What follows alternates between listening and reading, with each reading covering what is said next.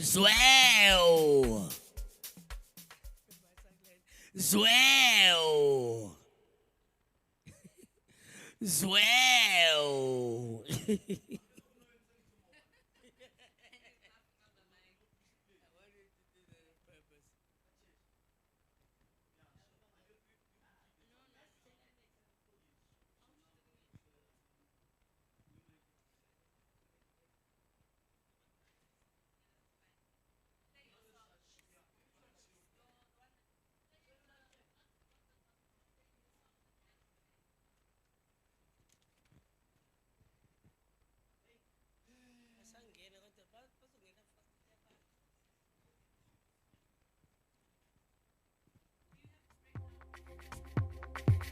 Two.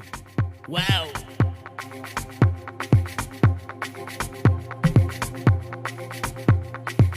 Vaal, are you ready? Vaal, are you ready? Somebody say swell. Somebody say swell. Somebody scream.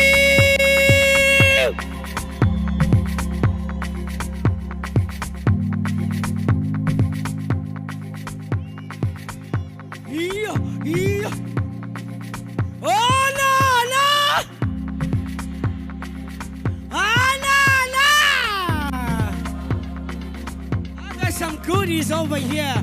Can somebody join me on stage?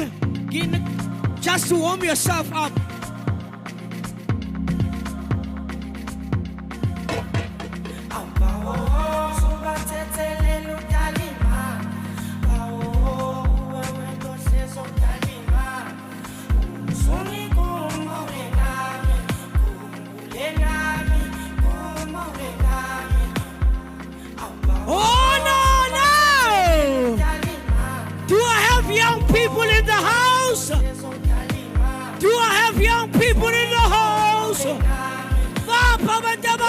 In the house. Bose nabangani bakho. Ungi lalele nami. Yazi sebaningi. Awusikhalela kuwe. Bengicela. Lalele nami. Bose yazi sebaningi. I say, can you feel it?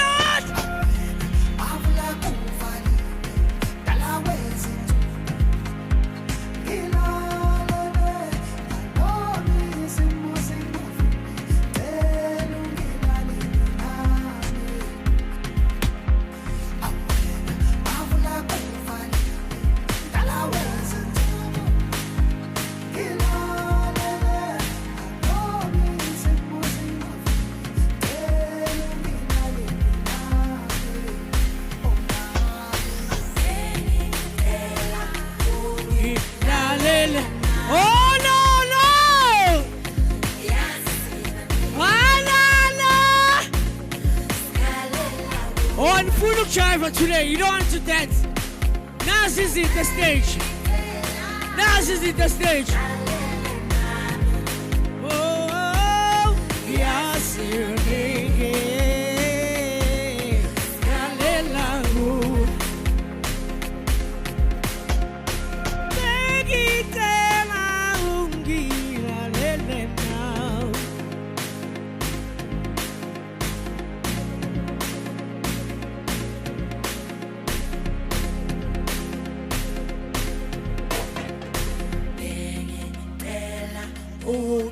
Lalele nami yasiwane skalela uwe tela ungi lalele nami yeah yeah yeah yeah yeah yeah yeah kalela kuwe ma somande veli ngange kamata yeah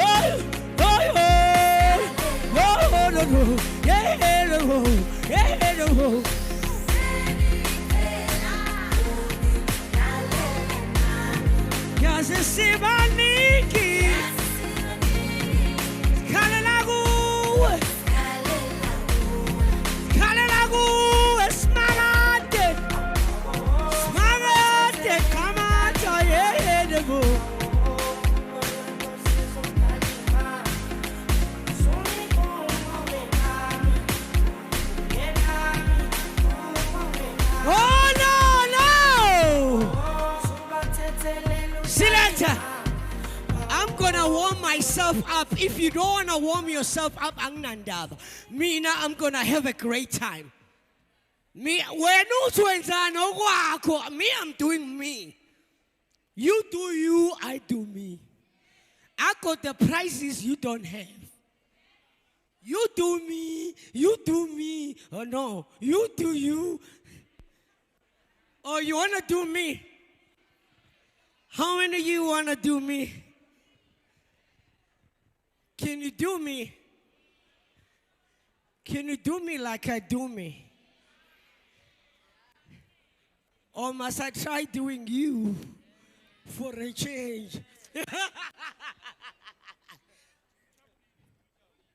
Huh? Please, what do you want? Siyazi sibaningi. All right, selector, they want something fresh, something crispy, something with the bones. Hello, somebody. Vaal, are you here? Vaal, are you here? Are you ready to become the next millionaire?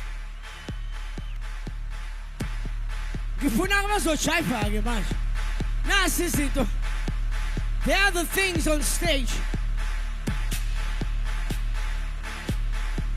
Are you ready? I want 5 young people to come on stage. I got goodies to grab. What's? Eh? What's your chai? Until you win, don't give up until you win.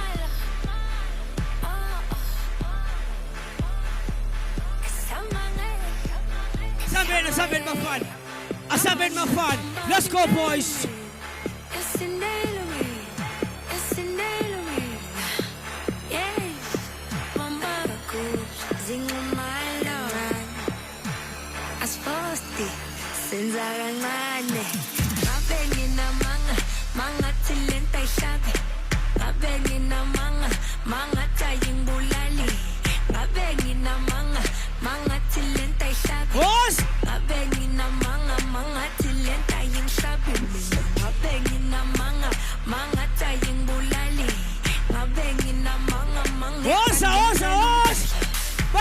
God! Oh no, no! Ah, no, no! Can you feel it? I need this one. What?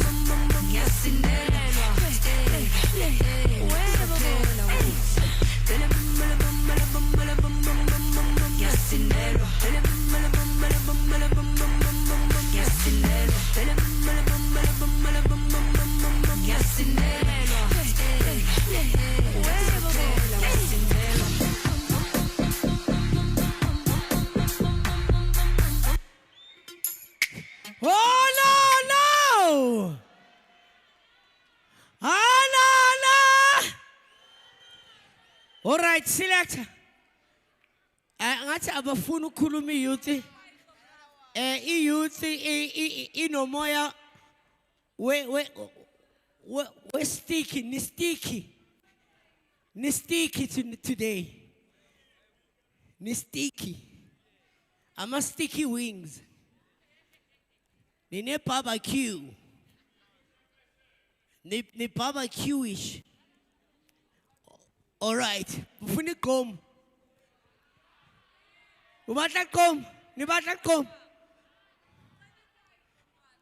Ay. Ginigi gospel again. Let's go gospel. Let's go gospel.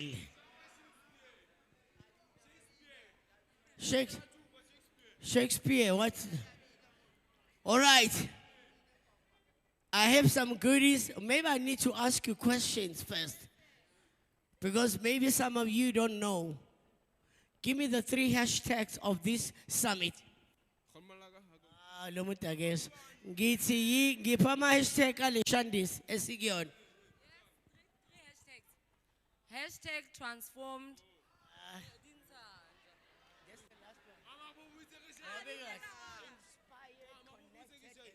Okay, cool.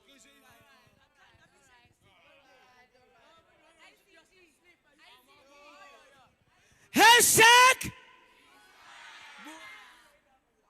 Hashtag. Hashtag. All right, you can say it one more time. Hashtag. Hashtag. Hashtag. All right, give me one of our partners for this summit.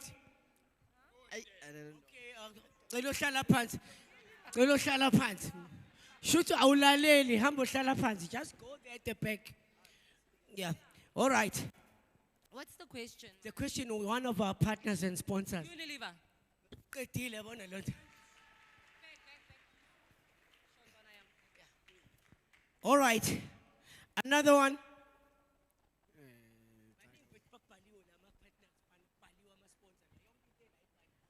Okay.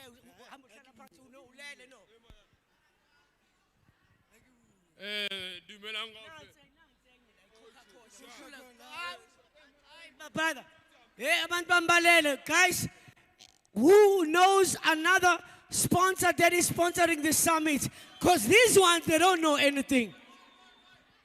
Coca-Cola. No, you know, it's not full. Say it in full.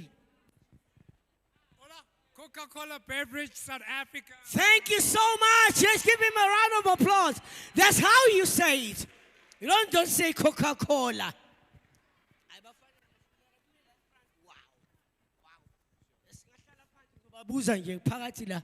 We can sit down. All right. Are you guys okay? I got another cap. Can I give this cap to somebody? Must I give it to you? All right. You deserve it. You what? I deserve it. You deserve it. What makes you sure that you deserve it? Because I'm compatible. Were you here since when Ambitious.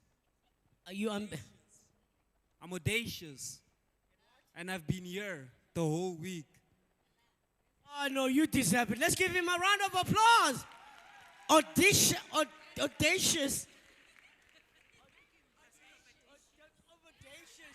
Audacious. I need people who are ambitious and audacious. Are we still here? Do you want prizes? I got stuff here. Where are you? Where are you? Nikona la. Mina nginiboni mos. Where are you?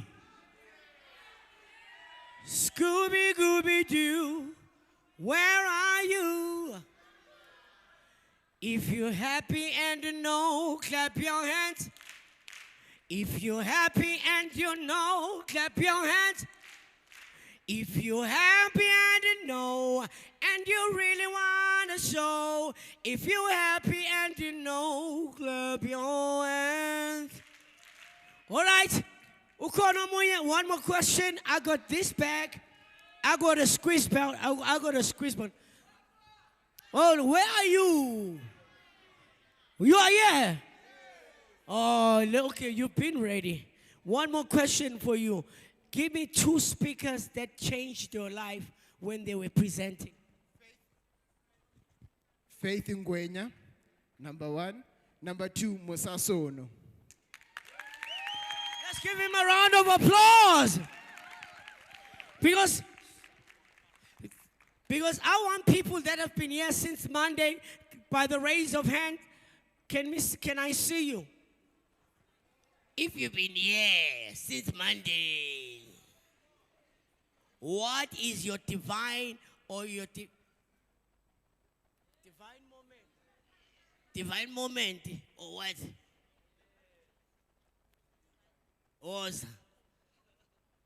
What has changed since you came for this conference? What has changed your life? Oh, you are not serious. You're sitting down. You are sitting down. So stand up. You see the class here. You stand up. My perspective on basically life and not giving up, man. Applause! Not giving up. All right, I'll need a lady now because I have a bag. Bag lady.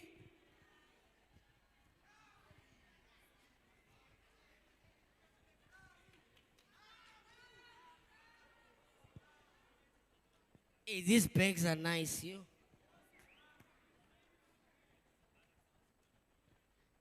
You can put your stuff. All right, can I have a lady to ask?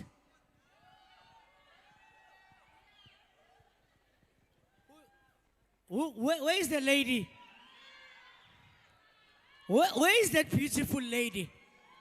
Where is that? She must run to me. Where is that beautiful lady?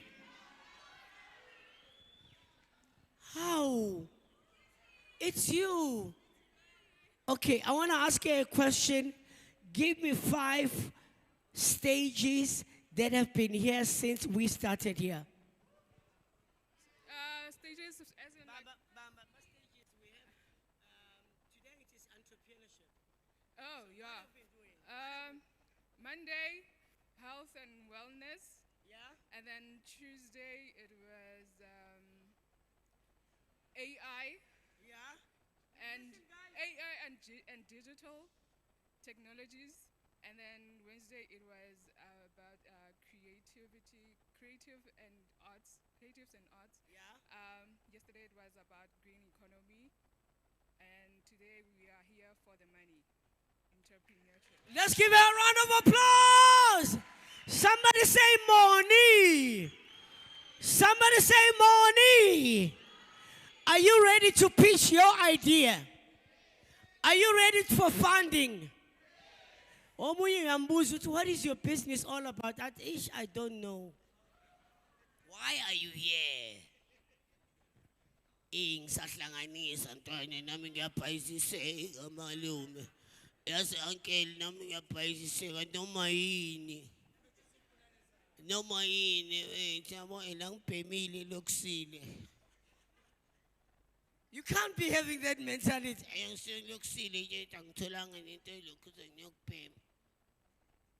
So we are here to grab opportunities. Let me see if I have something here. Well, my things are finished. Okay, now it's scoop. Tati scoop.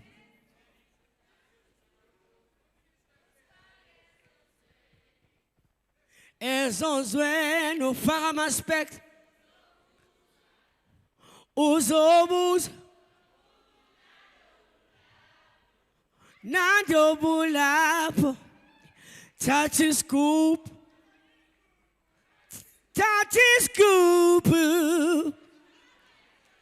asifake ezonzweni. All right, ngicela ukupha somebody le scoop. Ngicela uzothatha isigubhu sakho saka Coca-Cola Beverages Africa. Just come and take. Just grab. Take this one. Just run and take this thing. You want a question? Let's give him a round of applause. All right. All right. I think my time is out, but we're still here. Are you ready? Vaal, scream! Yeah. This is our Empower Youth song. I want everybody to put your hands together. But I see a generation waking up with fire now. Yeah, the sound. We are the sound. And the last having found. Yeah. We want to turn around. We want to turn around.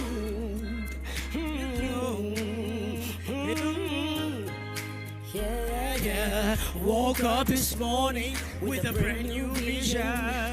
Education opportunity that's Hey, from the classroom to the boardroom, we're taking the lead, planting seeds of innovation for every dream and every need. No more dreams, we're stepping into the dreams, no more dreams. And the dream to mean is possible. Empower, take us higher. You set it on fire. Leave the down every door. Awesome.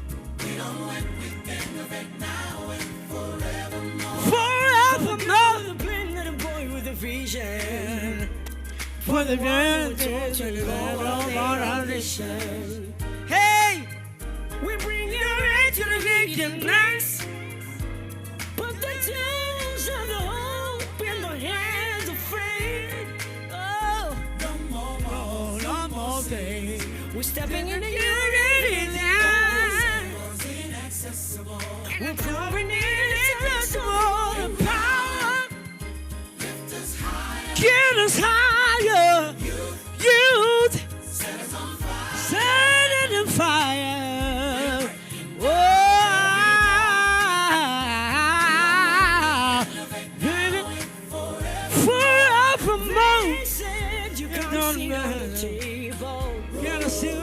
We build out and not be able. They said it's locked and sealed, but we found a key and it's real. Inspired, we are connected, we are transformed.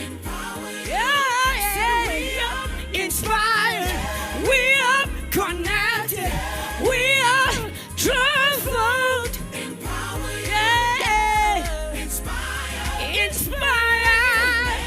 connected, transformed. Oh, say it again, inspired, connected, transformed. Empower Youth is a platform that connects young people to real tangible opportunities. I'm in jobs, funding, careers, internships, bursaries, all the needs of the young people.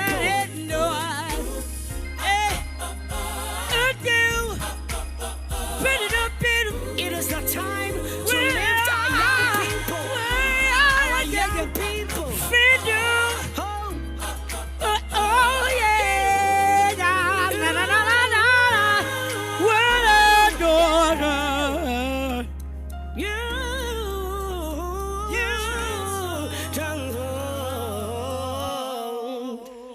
Thank you so much.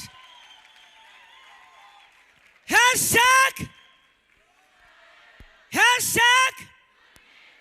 And hashtag.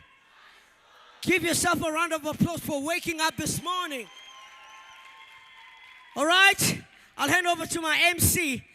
Ladies and gentlemen, are you ready?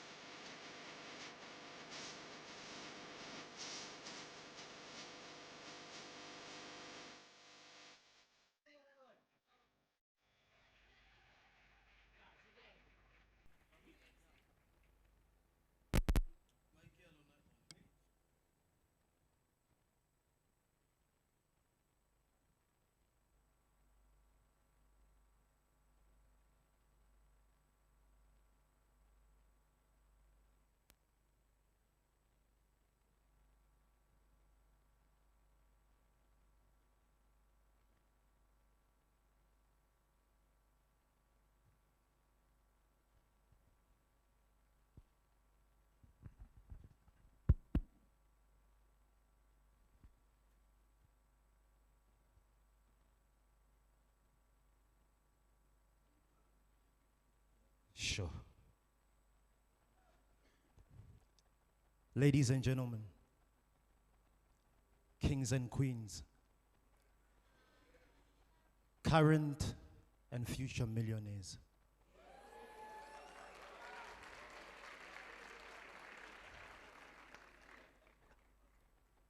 Current and future billionaires.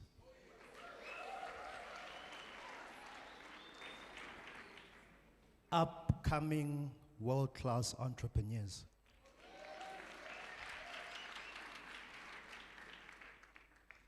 I'm talking to you this morning. We are beginning our program for today. You know, one of my mentors said to me, Spoo, one of the secrets to success is to show up. It's raining, TikTok, but you made a decision to show up. And for that, you need to give yourselves a round of applause. Give yourselves a round of applause. Ufugile, wakeza, wabangena, and today is your day. Please, can everyone stand up?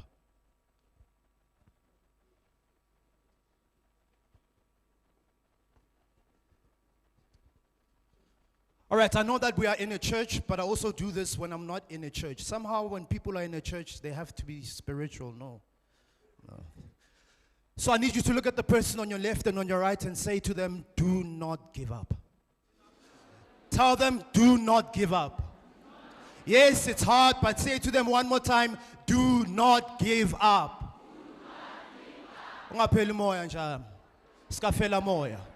So, as we begin the program for today, I need you to have your hands up, right? Both hands up. We're gonna do a countdown from 10. The energy in this room needs to be up because today we're speaking about entrepreneurship. The E in entrepreneurship is about energy. Some of you, you've got incredible products, incredible businesses, but you're not selling because you don't have the energy. Are we together? So both hands up.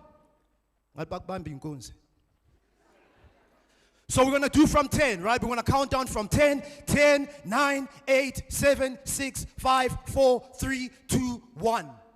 When we get to 1, you just repeat after me. So this is how it's going to go. 10, 9, 8, 7, 6, 5, 4, 3, 2, 1. I say I can, you repeat and say. I say I will, you repeat and say. I say I must, you repeat and say. I say succeed, you repeat and say. Succeed. Are we together? Are we ready? Come on, Vaal, let's get the energy up in this room. It's the last day. Hands up, hands up, hands up, hands up, hands up. Are we ready, Vaal? Are we ready, Vaal? Millionaires, are we ready? Let's go, hands, hands, hands, and quickly. Because 10, hands up, hands up, hands up. And in 3, 2, 1, 10, 9, 8, 7, 6, 5, 4, 3, 2, 1. I can. I will. I must succeed. Okay, not bad. Not bad. Not bad, not bad, not bad, not bad, not bad. I'm gonna ask that we do it one more time with a bit more energy and a bit quicker. Are we ready? Time is not on our side. Let's go. I need hands up. Come on, young people. Anyone under the age of 85 is young. Hands. Vaal, are we ready? Anginis, are we ready? And in 10, 9, 8, 7, 6, 5, 4, 3, 2, 1. I can. I will. I must succeed. I can. I will. I must succeed. One more time, as loud as you can. I can. I will. I must succeed. Give yourselves a round of applause. Give yourselves a round of applause. Give yourselves a round of applause. Vaal, thank you so much. You can sit down. Yeah, the energy's up in this room.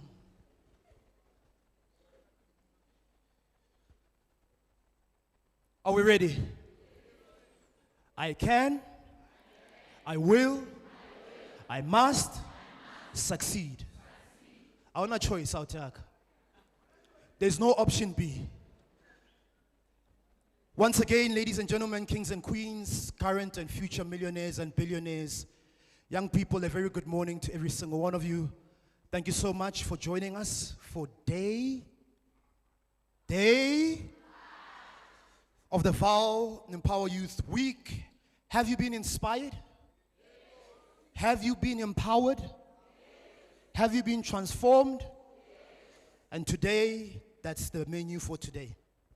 So, my name is Spusiso Joshua Mulimi. I'm a township entrepreneur. I'm an author, I'm a public speaking trainer, and I'm a professional MC. Today, I'll be your MC for today.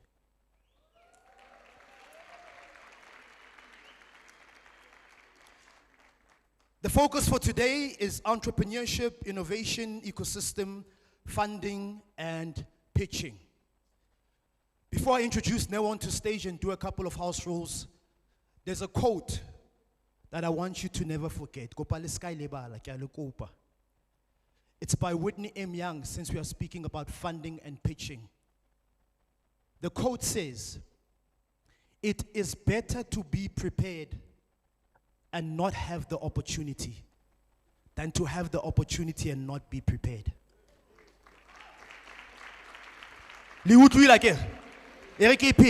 It is better to be prepared and not have the opportunity than to have the opportunity and not be prepared. And so sessions like this, you need to make sure how you are prepared. By a show of hands, how many of you here are entrepreneurs? Legal entrepreneurs.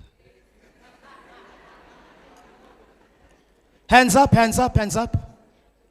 Okay, how many of you here would love to be entrepreneurs? You've got ideas in your mind of starting businesses, so we can get a sense in the room. All right, you are in the right place. Just a couple of house rules, and then I'm going to bring Neo onto stage. Please make sure that your phones are on silent, especially those of you who use the phone with the fruit. Don't worry if you don't get it. Forget about it. Please make sure that your phones are on silent. And then secondly, in terms of energy, we've got a lot of prizes to give away today. So I'm challenging you to be here, not just physically, but mentally and emotionally. Because one message and one opportunity could change your life. And then lastly, can we just have respect for our speakers who come onto stage? If you feel like you need to go outside, there's something that you need to discuss, please can we give respect to our speakers? All right, let me introduce Neo onto stage to come and inspire us, to transform us. Oh, no. You know, I've been part of EmpowaYouth for more than 5 years. Whoever, it's hot on this stage. So whoever comes onto this stage, let's show them love, let's show them energy. By the time that they come here, they are ready to give us what's in their heart. Ladies and gentlemen, are we ready? Ladies and gentlemen, are we ready? Let's put our hands together for the award-winning, I think I'm in the church, so I'm prophesying. Award-winning motivational speaker, young person doing big things. Let's put our hands together for Neo!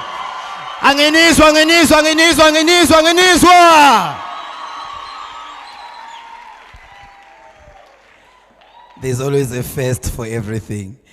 This is definitely a first for me to be clapped hands on for the stage EmpowaYouth. Big ups, clock it. All right. For those who don't know me officially, my name is Neo Matebe. I'm young at heart. I wish I was still young. And I think as I tell my story, you'll get when I say young at heart. And I'm speaking as a Kasi boy. The Kasi aditswane but retswa Kasi kaofela. I'm a Davidton born young person at heart. Born moons ago to a single mother of a 16-year-old single mother. And you don't want to know kanako tsa rona, born to a 16-year-old, how it looked like. Opportunities are slim for her as well because she was young. You can imagine. Drop out because she wanted to be a teacher, had to start bringing me up. And I want to speak and give homage to her because she is back in teaching. She's running her own crash today.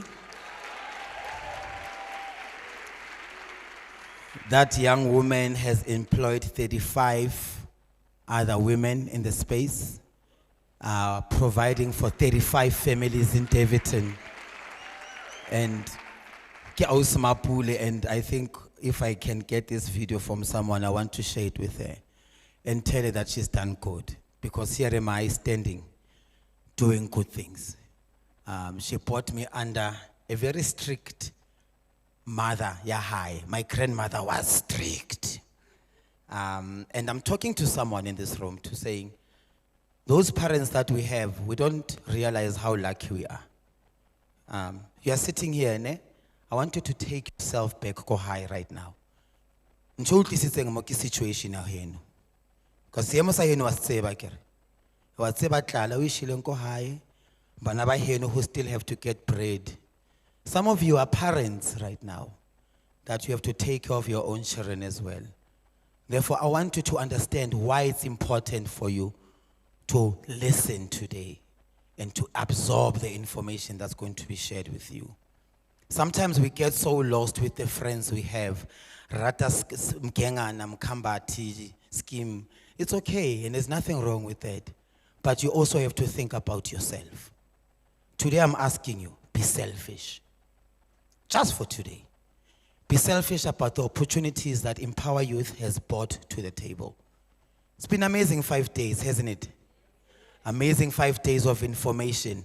Let not that information remain in the notebook. Some of you are taking notes, some of you are recording, some of you are watching our reels and TikTok reels on our social media.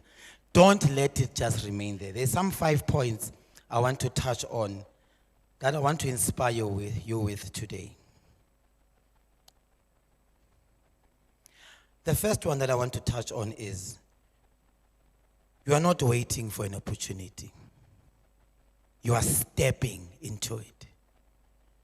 So don't be a waiter. Be an actioner. There's a example I like to make when I speak to some young people. I like to say to them, if you get to a house of an opportunity and you knock at the door and no one answers, go front door. Let's say this is an opportunity. If you knock here, they don't open. Raunda, come here. Knock again. If they don't answer, go to the front, knock again. If they don't, get inside that opportunity. You have to get in. Yeah. Don't wait for it. Activate that opportunity. The world is shifting towards those who are prepared, not those who are waiting. The Vaal is no longer on the sidelines, guys. It is becoming a space where real pathways are being built. Step forward, Monaco High, with intention and take your place, young person. Give yourself a round of applause for that. Secondly, I spoke about myself. So your environment does not define your ceiling. Skaikala, don't box yourself. Actually, there is no box. See yourself beyond what you are doing right now. Maybe out here, you out. I've got a friend of mine who does that, called David. And he moved from just doing that. And he saw the bigger dream of getting himself into spaces. And right now, some of the shops like Markham has his shop inside for Tlatwaditegi. Because he started to dream bigger than just Kokone and Koskoti. But beyond that, see yourself beyond Vaal. See yourself in billboards, go Hollywood. See yourself on the walkway, go Paris with your fashion style. So dream big. That's not a ceiling. South Africa is not a ceiling. The policies that the government has placed for you are there to work for you, to put you on the stage, Salifate. Number 3, skill is the new currency. Skill is the new currency. It is good and well that you have all these other opportunities, but what do you have in your hands? Roka, polish that. You know how to cook, make it work. You know how to make your hair. Yeah, monetize it. Do it to your perfect level. We kupule so that you can be the best. My time is gone. The last point. Discipline will carry you when motivation fades.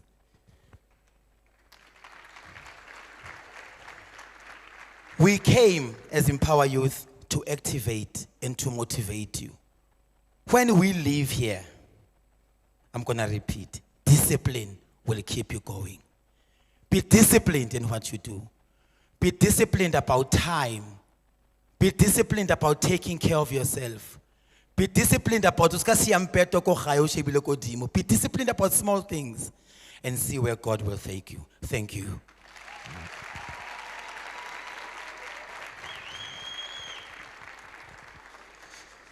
One more time, ladies and gentlemen, a round of applause for Neo Matebe.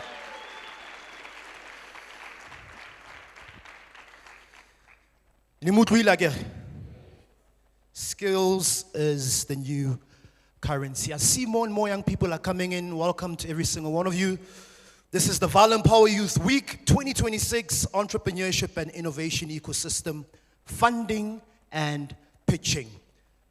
Let me welcome onto stage Busisiwe Ngumalo, board member of the NYDA, National Youth Development Agency, to speak on strengthening youth entrepreneurship and access to funding opportunities. As she comes onto stage. Come on, Vaal, we can do better than that. Let's show some love.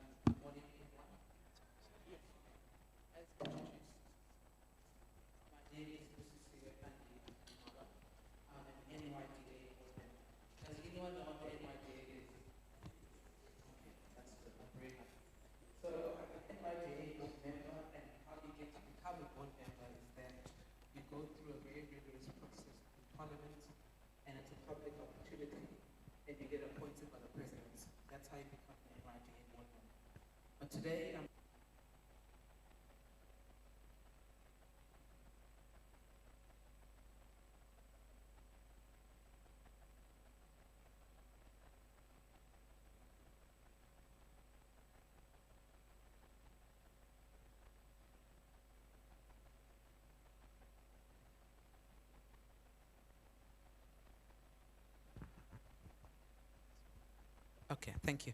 Entrepreneurship is our national priority because it is the most effective tool in which we can transform job seekers to job creators.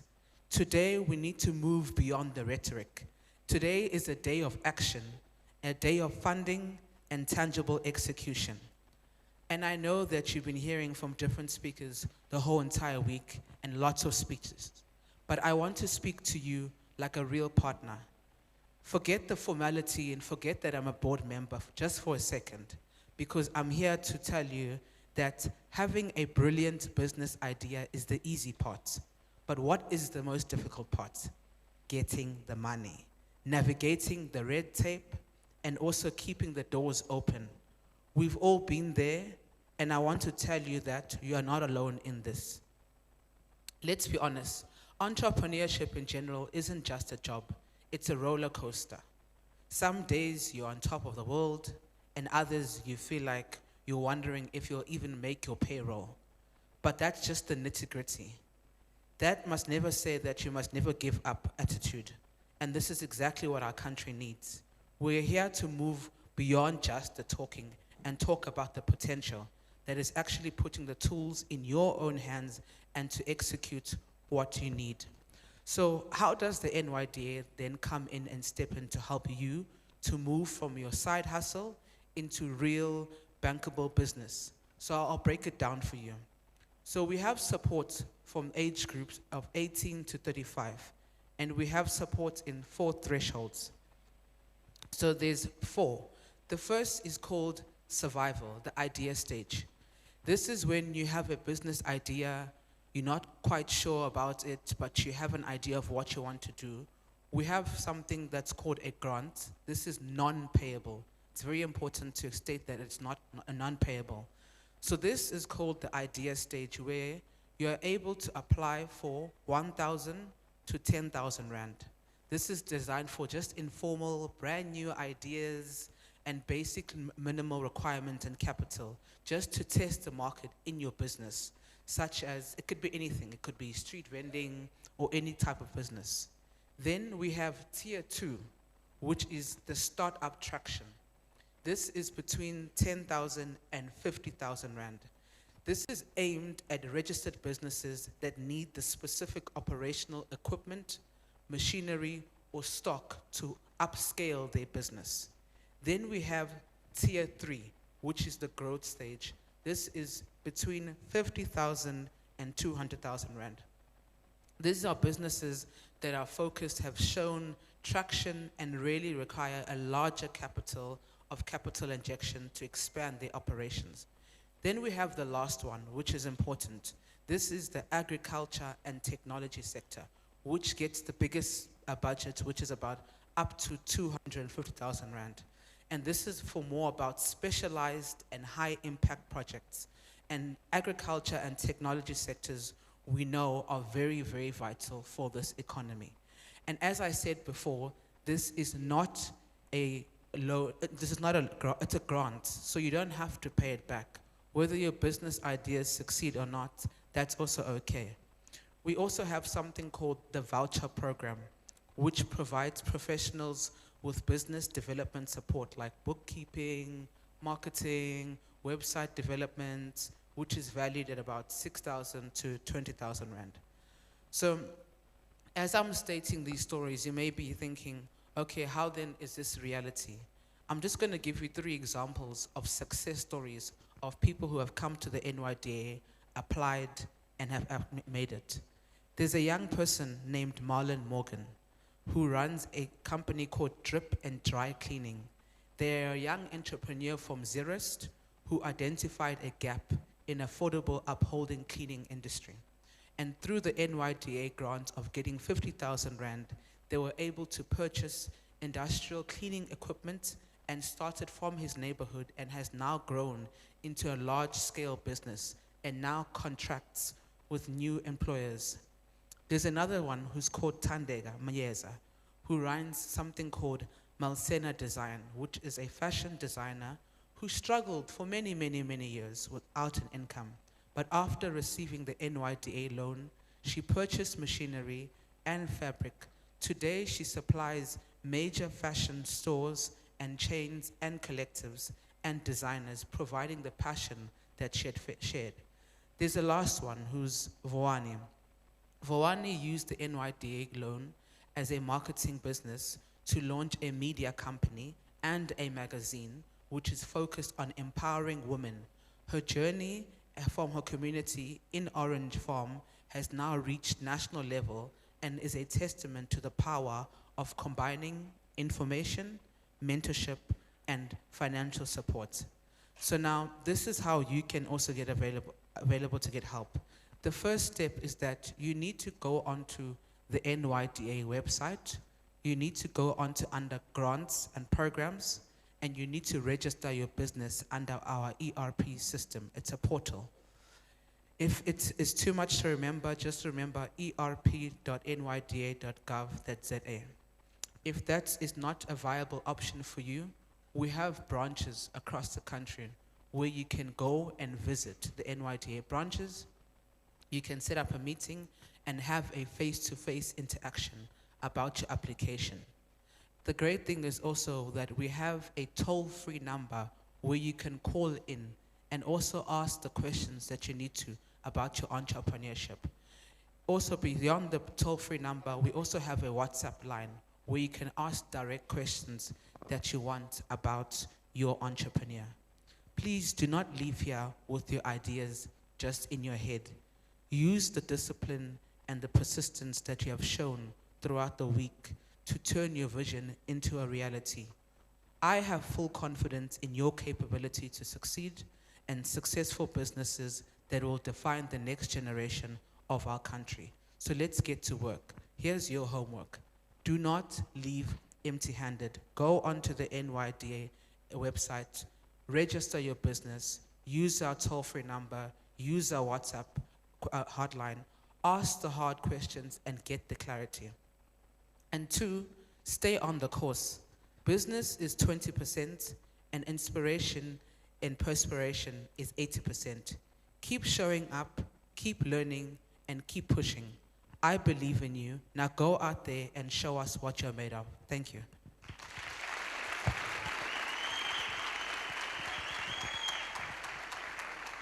you very much.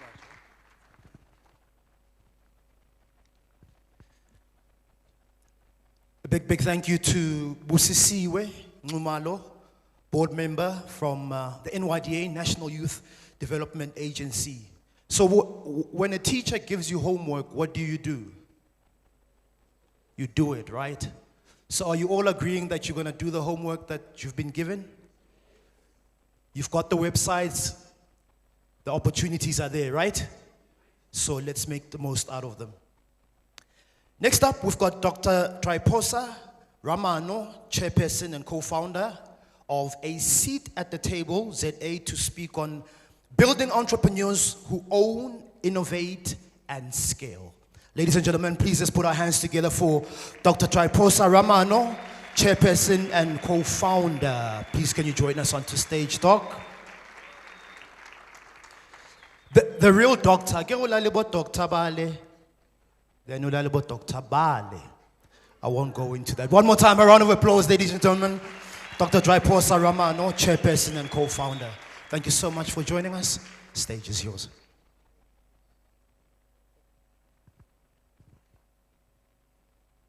Thank you so much, Program Director. Good morning to the youth of the Vaal, Sebuke. You know, Kimugai can't do it.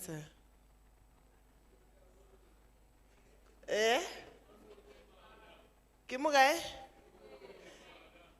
Okay, let's say I had a rough morning. So this morning, somebody in the WhatsApp group that I belong to says her son has been robbed, the laptop has been taken, needs somebody to donate a laptop. So me being me, I agree. I DM her. I said, I'll give you a laptop. I've got a spare laptop. And then the son sent me a message and the address. But it's a Harvard alumni group, so it's legit. So give me the address. So I said to my driver, I'm going to deliver a speech at this address. So we drive with my driver to Vanderbijl Park. Then we say, where is this church? They said, no, there's no church that you're talking about here. Then I sent him a message, I said, I'm lost. Where is the church? He says, what church are you talking about? And then I checked, I realized I was talking to someone, not the organizers. Then I said, come out. Then he comes, he's a student, he's next to the Vaal. And I said, it's me who promised you a laptop. But I don't have a laptop with me. I'm actually lost. I'm not supposed to be delivering the laptop now, but I'm supposed to go somewhere. It is nice meeting you. So I have to drive back to come here. So I apologize for being late. So, good morning, Sanbonani. I have stood in boardrooms in Johannesburg. I have sat at tables in Washington. I have sat in tables at Harvard in Boston. I have chaired audit committees that oversees billions of capital. And I can tell you, without hesitation, that this morning, right here in Koinonia Bible Church, in the heart of the Vaal, I feel the same electricity that I feel in every room where the future is being decided.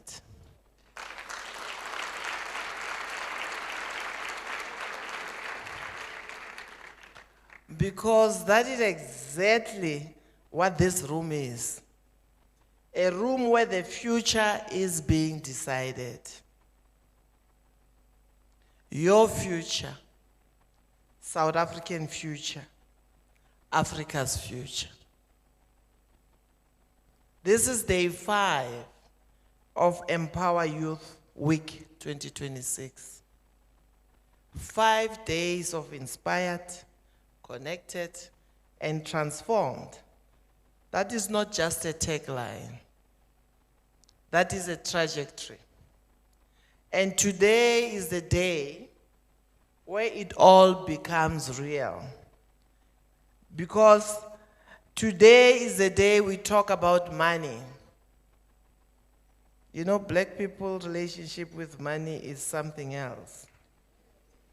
We have to talk about money. We have to talk about the ecosystem.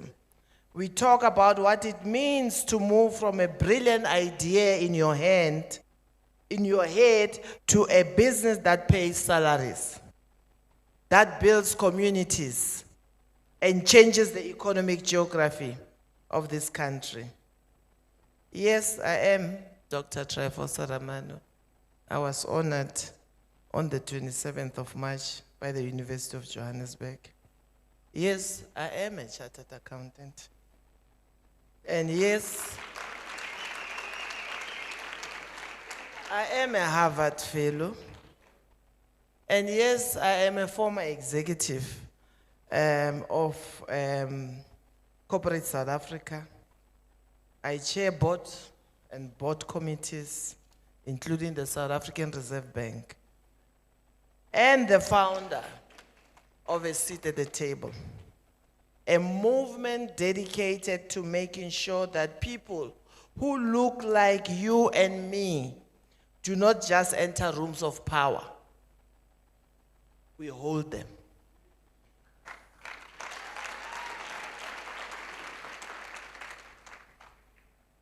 I am not here to just inspire you and send you home. I am here to equip you and send you into the market.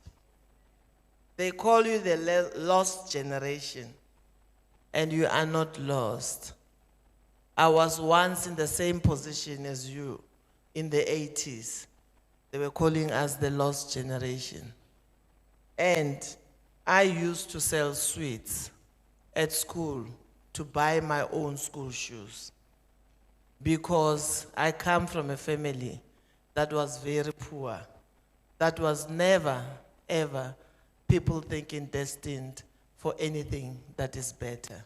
But here I am today.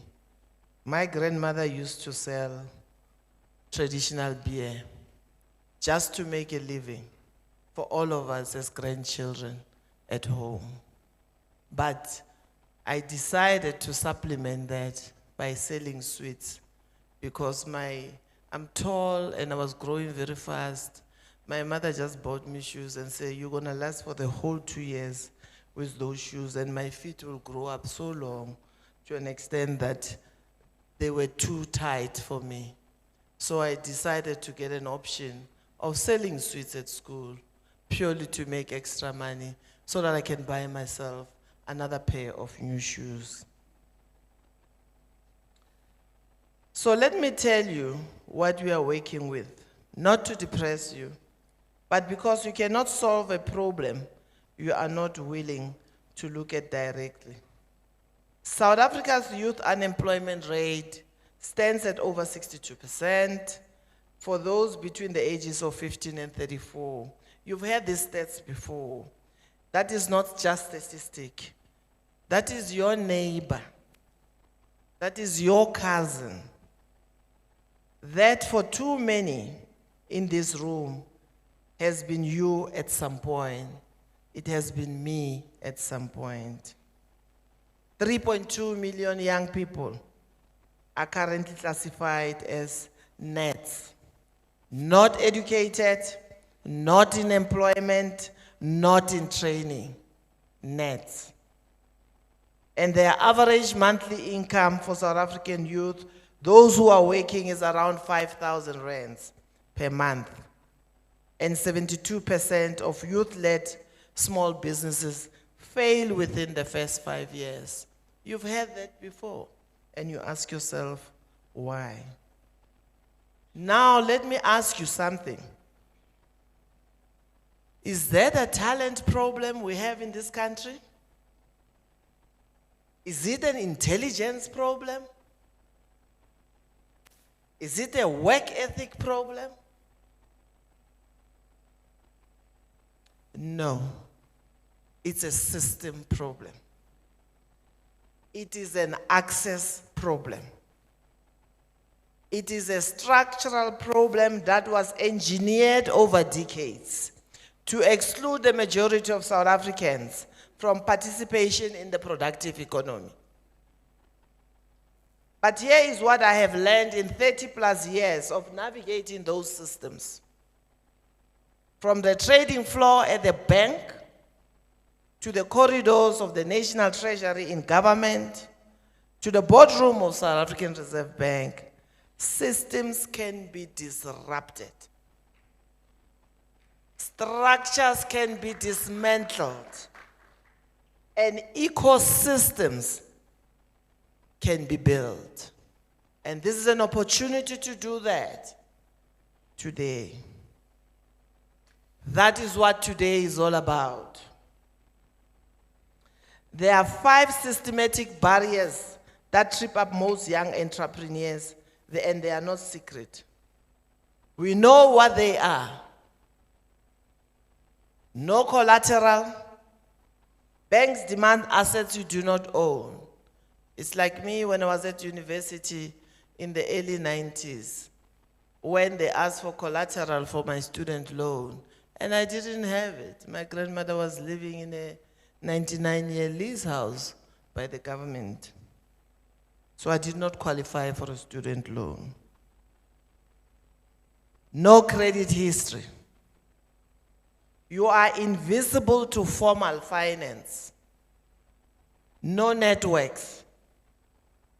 You have been locked out of the rooms where deals are made. No roadmap through to the regulatory maze.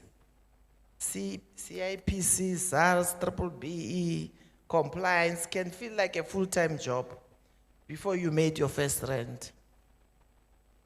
And there is a confidence gap. The quiet but deadly voice that says, this is not for people like me and you. And then we give up. And we get surprised us as parents. I'm a grandmother of 4 children.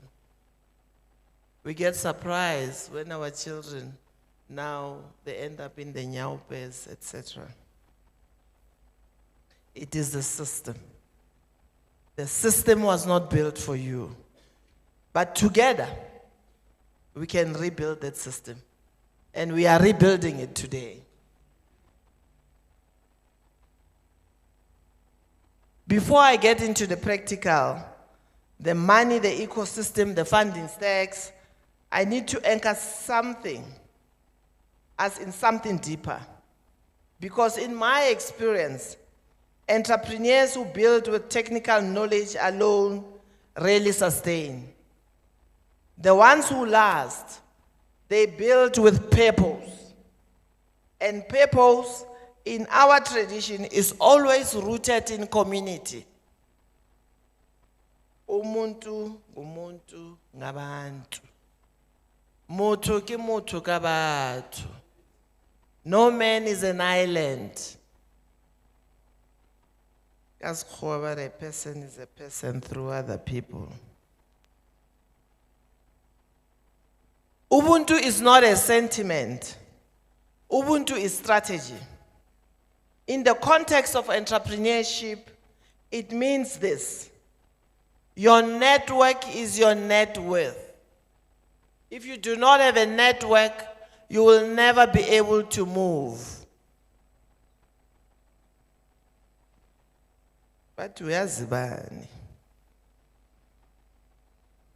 The ecosystem you build around you of mentors, co-founders, customers, investors, government partners, that ecosystem determines whether your business idea becomes a viable enterprise or stays a slide deck on your phone or a TikTok video that you will always make and gain so many followers, but never translate into a business. And that is the first strategic insight I want to leave with you this morning. Before you go looking for a funder, go looking for your ecosystem. Build your own kitchen cabinet. 3 to 5 people who will be brutally honest with you. Join a sector network. Find your cohort. Because no DFI, no venture capital firm, no government grant will fund a lone wolf. You come alone, I guarantee you, it's highly unlikely you will get a funding, even with that brilliant idea. That's how the system works. Don't find a lone wolf. They fund connected, supported, ecosystem-embedded founders. Even if you come with your grandmother, they will fund you. But you come alone, I guarantee you, they will not fund you. So before you go looking for a funder, go look for your ecosystem. It's very important. Now let's talk about money. And let us talk strategy. One of the most damaging myths in the South African entrepreneurship space is that funding is scarce. Funding is not scarce. You've heard the NYDA, they're talking about grants. Access to funding is inequitably distributed. You can hear my English get tongue. Inequitably distributed. There is an enormous difference between those two things. So this morning I want to give you a map. There are 6 funding streams that exist right now, today, for youth entrepreneurs in South Africa. And then I want to show you how to stack them. You start stream 1, development finance institutions. You've got your IDCs, your CFA, your NEF. Collectively, they deploy billions of rands every year into the productive economy. CFA alone provides financing from as little as 500 rands to 15 million rands for small enterprises. NEF focus exclusively on black-owned businesses. The IDC is sector-specific, manufacturing, mining, agro-processing, energy. Know which DFI fits your sector and walk in prepared. They are on Facebook, they are on emails, website, TikTok, all the social media. You will find them there. There is a way of entering there. Stream number 2, government grants. The NYDA was talking about the grants. I don't know how many, is it 100,000 or 5 million? I can't remember. But they've got grants to South Africans between the ages of 18 and 35. CEDA's technology program supports productive development and quality certification. The DTIC, they've got grants up to 3 million for innovation. Young people are so innovative. What you create on TikTok is actually creative. Monetize it. Find a way of monetizing it. Stop just going to funerals and parties and take photos of people dancing with savannas on their head and you think you have content.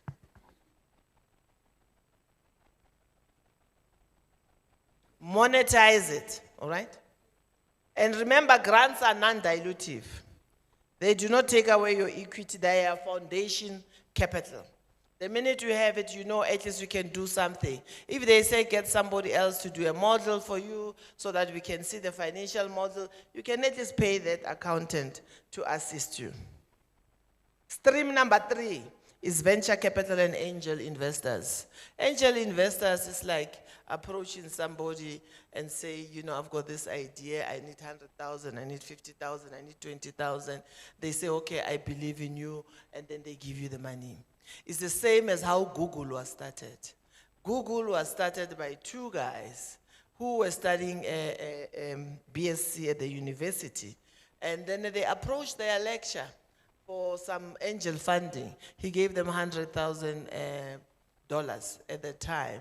And then they started building Google, and the rest is history. Now when you do search on our website, we go to Google. Now, don't use ChatGPT for searching. Use Google. Then we have stream number 4. Remember I said there are 6 streams. It's called impact and blended finance. This is impact finance is growing rapidly in South Africa. This is where you get the foundations like the Gates Foundations, etc., that they can actually give you some money depending on the sector that you are going in. South Africa now is experiencing just energy transition, which is the biggest reform that has ever happened in this country.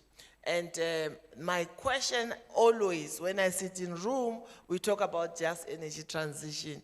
We say, where are the young people in this sector?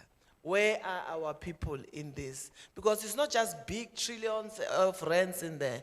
Every person has got a role to play, to install the solars, to do battery energy storage. You can participate in that. You can own your little solar company. And then NYDA, they give grants to train you in order to train how to install the solars.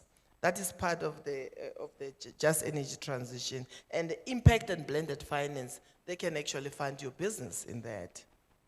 And there is crowdfunding. Crowdfunding is the same as you go to all your relatives and say, give me 50 rands each. That is crowdfunding. It looks like a nice English language term, but that's exactly that. It's like a stock fair. That's a crowdfunding, basically, in that. That is another stream. And then you've got corporate CSI and enterprise development. Many companies, they've got those. For example, I know Exaro has got ESG program where they fund entrepreneurs. If you want to do anything with the mine of Exaro, they can actually fund you. If you want to transport coal, they can fund your truck. One truck and transport coal from Exaro. Now, the most important thing I want you to understand about these 6 streams is this. They are not alternatives. They are layers. You stack them. Stream 1, 2, 3, 4, 5, 6. And you decide which stream you want to go to. I will recommend you start with grants. Non-dilutive foundational capital. You use it to unlock the other debt in there. So grants are your foundation. Debt is your lever, equity is your accelerant, revenue is your proof. Today, this room becomes a pitching stage. And I want you to give you 6 things that every funder, from an IDC credit committee, I chair the IDC credit committee, I see all the funding applications that come in there. That from South Africa to Zimbabwe to Ghana, I can tell what is happening in the ecosystem. 1, the problem, not your solution. Your problem. You need to be crisp, specific, and felt. If the person across the table does not feel the pain you are solving, they will not fund you. They need to feel the pain that you are feeling as a hungry entrepreneur. 2, your solution needs to be unique, defendable, and scalable. Not just a good product, a system that can grow beyond you. 3, the market. Show them the size. Make Africa your minimum viable market. 4, traction, revenue. If you can't sell Magwinya, you can't show the revenue of Magwinya, you don't have a business of Magwinya. You need to show the pilot programs. You must use your numbers. Prove that you have moved beyond the PowerPoint. I've seen a lot of young people. In my days, when I used to work at PPC Cement, I used to meet a lot of young entrepreneurs who says, we're in construction, we do this, we need cement, we need this and this. There was one guy, one young person one day in an environment like this approached me and said, Ma, you know, I've got this, I need to, my construction company, I need cement, I can't find PPC cement, they're very expensive, I need to be helped. I said, how much do you want of the cement? He mentioned some number. I don't think he understood that tonnages of cement means how many bags of cement. I got back to the office. I said, there's this young person, we need to help him, and we can use the CSI money to help him. He got a call to say, the cement is ready, come and collect it at the plant. He arrived with a small buggy. He found pallets of cement.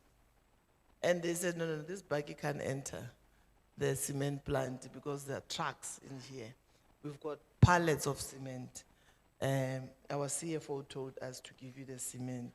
He said, I only needed 20 bags.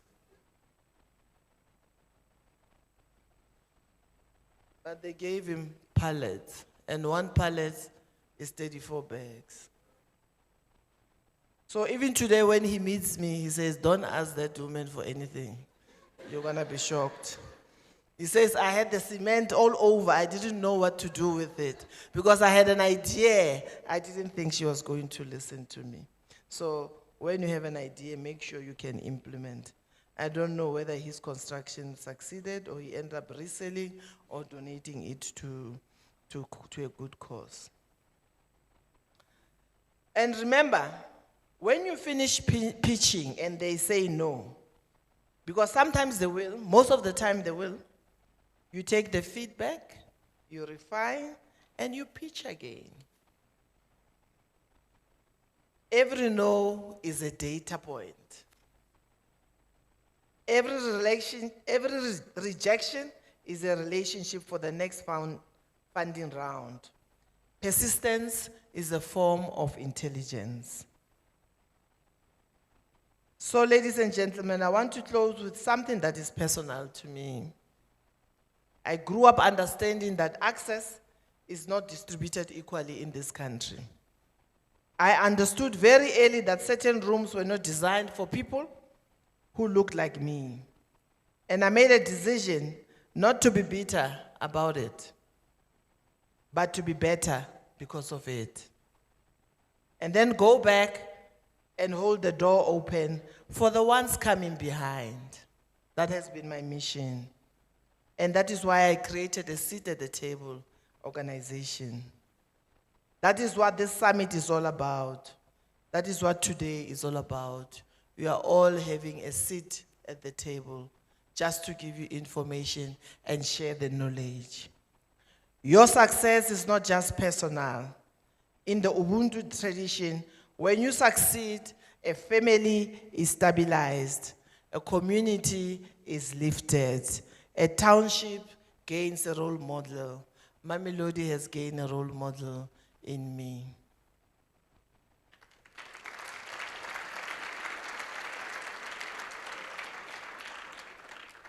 A nation gains a productive citizen. So your business is not just a business. It is an act of economic sovereignty. So here is what I'm asking you to leave the room with today. Not just inspiration, but intention. This week, go register your business, your idea, if you have not done so. Identify the one funding stream out of those 6 I have highlighted, most aligned with you, and take one concrete step towards it. And find 2 other young people in those rooms today and exchange contact details. WhatsApp has got that barcode. Is it barcode or QR code? You just take a photo of that QR code. Because your network starts right here, right now. The system was not built for you, but you were built for this moment. And the capital, the ecosystem, the support, it exists.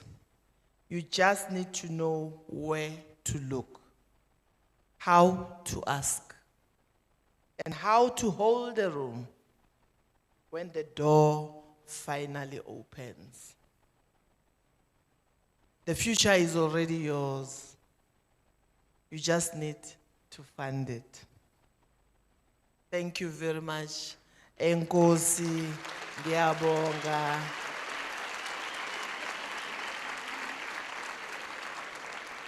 Enjoy your day, and remember, your network is your net worth.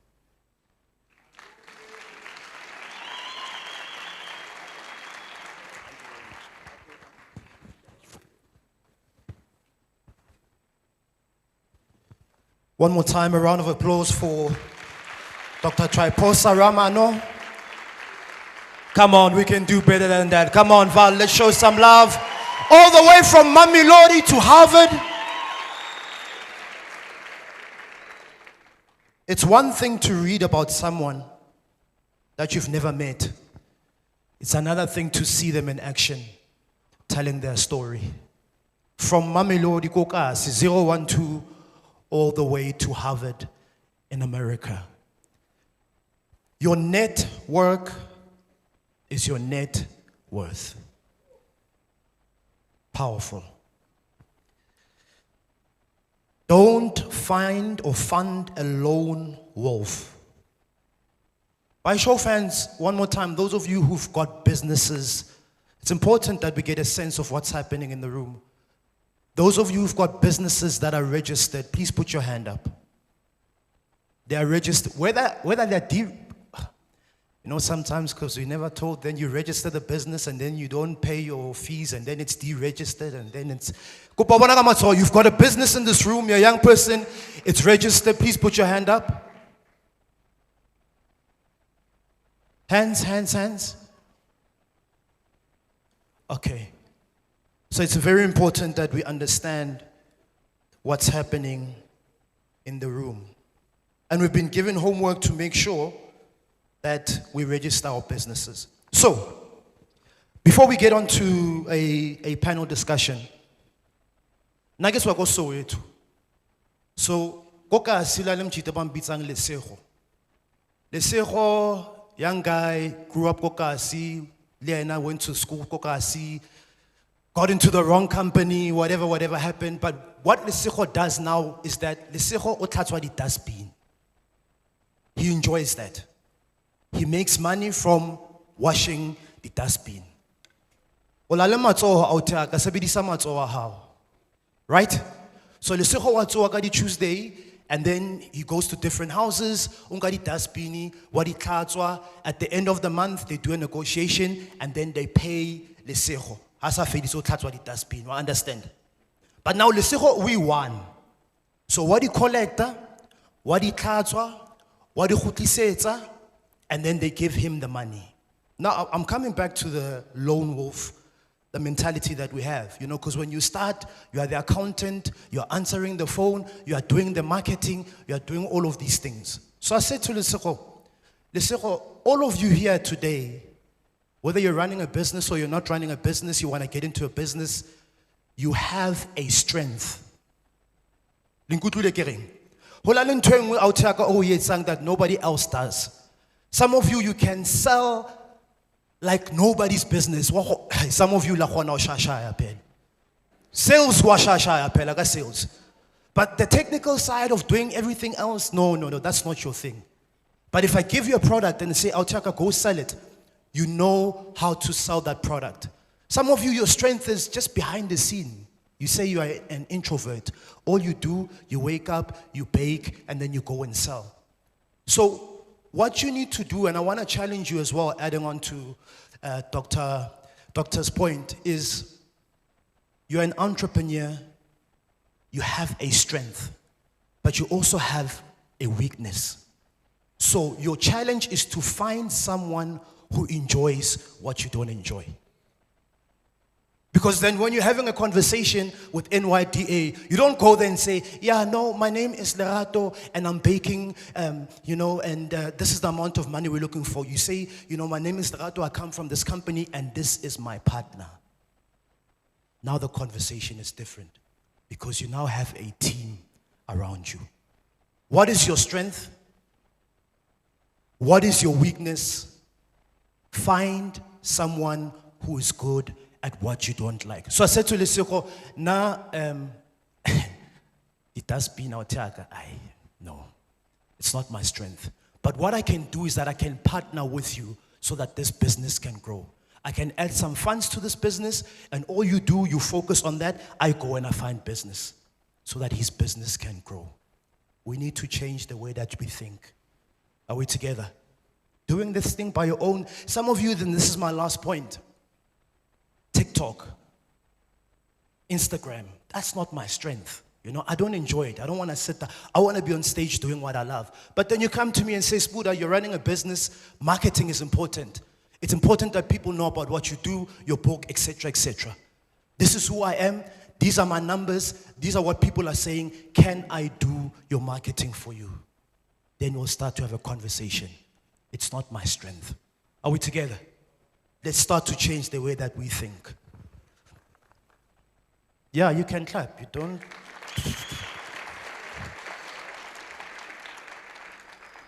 I'm going to bring a gentleman onto stage as I share this last point. We've got a bit of time. So It's an idea, right? This idea that I had. I approached this company and I say to them, my name is Spoo. I see that you're having an event. Please, can I come and speak at your event? And then they say to me, like they always say, Arena Chele. You approach someone and say, I can do this for you. Can I do this for you? And they say, no, we don't have money. And I say to them, and this is for someone in the room, I don't want money. I just want an opportunity. Because when you give someone an opportunity and they make the most out of it, they start to chase you. Because you need to understand also as an entrepreneur that you can't make demands if you are not in demand. So how do you create demand? You get the opportunity, you make the most out of it, and you run with it. Are we together? The person that is sitting next to you today is a very important person. Very, very important person. We're having a fireside chat. We've got a gentleman, Mulatello Motau, Sustainable Projects Manager at Heineken Beverages. Please, can you come on? Yeah, it's... Or maybe because we are in the church, I'm not supposed to say the word Heineken. Go back as he comes onto stage. Please have a seat anyway, my brother.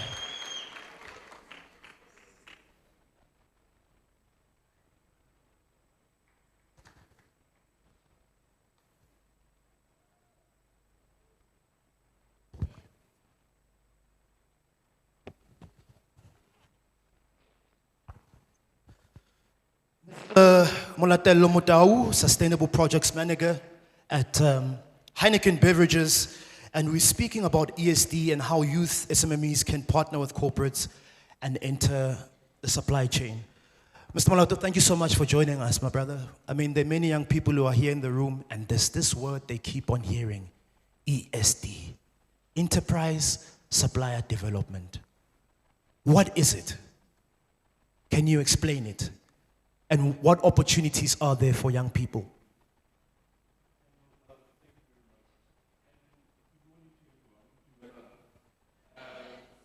Yeah, like this. My name is Mulatello.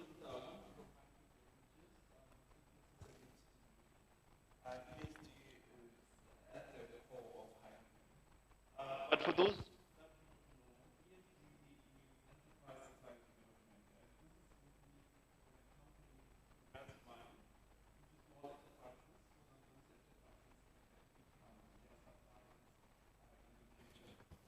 for us, we are at the enterprises within our value chain. Because of the QR code, I know but because of the QR code, there are few components to the brewing process. So alcohol will come from the farmers, which is where you plant your barley for the beer. And then for the wines, it will be your grapes. And ciders, it will be your apples. So it will start from there. So you look at enterprises within that value chain to see which farmers do you go to get the supply of those ingredients for your beer. But then also within that value chain, you need things like trucks to get the barley from one place to the production site. So it's a whole lot of different things that you can do within the space. We sometimes think of enterprise supply development as this big thing that you need to have a big capital to get into it. But then I'll bring it closer to home. I'm from Pankop. Pankop is on the other side of Mamelodi. There's a village called Pankop, just outside Hammarskraal. I jokingly tell people that I'm from Hammarskraal, but on the other side where there's water. If we bring it closer, I've been doing a lot of work around circularity, and circularity is a work around waste. Heineken produces reuse bottles. Producing new reuse bottles, most of those bottles, they're consumed in the township. In the townships. So we will go and identify people in the townships to collect ngutus for us, and those people become our suppliers. Over time, when they have registered and we see that, they are growing within the collecting of those ngutus, we then invest in them to become proper businesses. We invest in them to grow so that they can reach they can scale. I mean, you start in Everton collecting, next thing, Oku Soweto, and then you grow as an enterprise. Because then it's the little steps that you build in, identifying your niche and then growing within it. But then also identifying what space do you want to go into so that you can then become a proper supplier. And then you then get into the enterprise development. Sure. So I'm sitting here as a young person, right here in the Vaal, and I'm asking myself, how do I become part of this ESD program that you have? Can you take us through the process, step by step, of how do you get involved in the ESD program? Yeah, normally at Heineken we look at people, like I spoke about our value chain, from the farmers to the production sides. We look into people that can complement what we're doing as Heineken. If you have interest in that, you'll then apply. We've got an ESG office, where you can apply, and then they'll do the assessments. And then if you meet those assessments, we then take you through a journey to then become our enterprise supplier. Yeah. Sure. And let's talk about the barriers that you see, because, maybe now after this, you'll have a young person come to you and say, I'm running this business, I want to become part of the program. What are the barriers that are stopping youth SMMEs, right here in the Vaal or in any township, from being part of your ESD? Yeah. I think there's a lot of barriers that have been identified. For us, and I'm very happy that I come here today and I see people that look like me. Not necessarily because I'm much more darker, but then people that are black. Because then often we get into those spaces and it will be people of a different kind, which is not wrong. But then, we've been labeled as people that cannot speak business terms.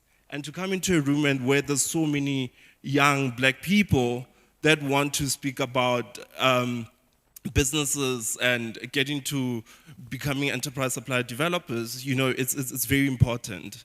So barriers that we often face is that most businesses, they're not compliant. And compliant in the sense that people register on the CIPC, they get that documentation, but then they don't take into consideration that, you need to have a business plan. You need to have financial statements. You need to be able to use your money wisely. When you come to Heineken and you apply to become a supplier, those are the things that we're going to look at. We're going to look at your business. When did you register it? How have you been handling your finances?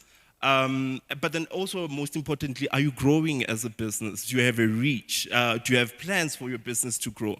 So I think the most important element there is that have your compliance documents ready, because then that's what's going to determine if you can get into the market or not. And that is the biggest barrier. But then also, a barrier is a barrier that comes upon ourselves. We want quick wins. Business takes time. I can tell you, you need to have a 5-year outlook or even a 10-year outlook. If you're going to come in from year one thinking that, okay, I'm going to create miracles and I'm going to be a millionaire, it's not going to work. You need to have a long-term outlook, but then have plans that this is how I'm going to go about those long-term outlook that I have. So then you have a lot of entrepreneurs that come to you. I want to touch briefly, and I know the conversation that we'll have earlier about financials, separating your personal from your business. How important is that?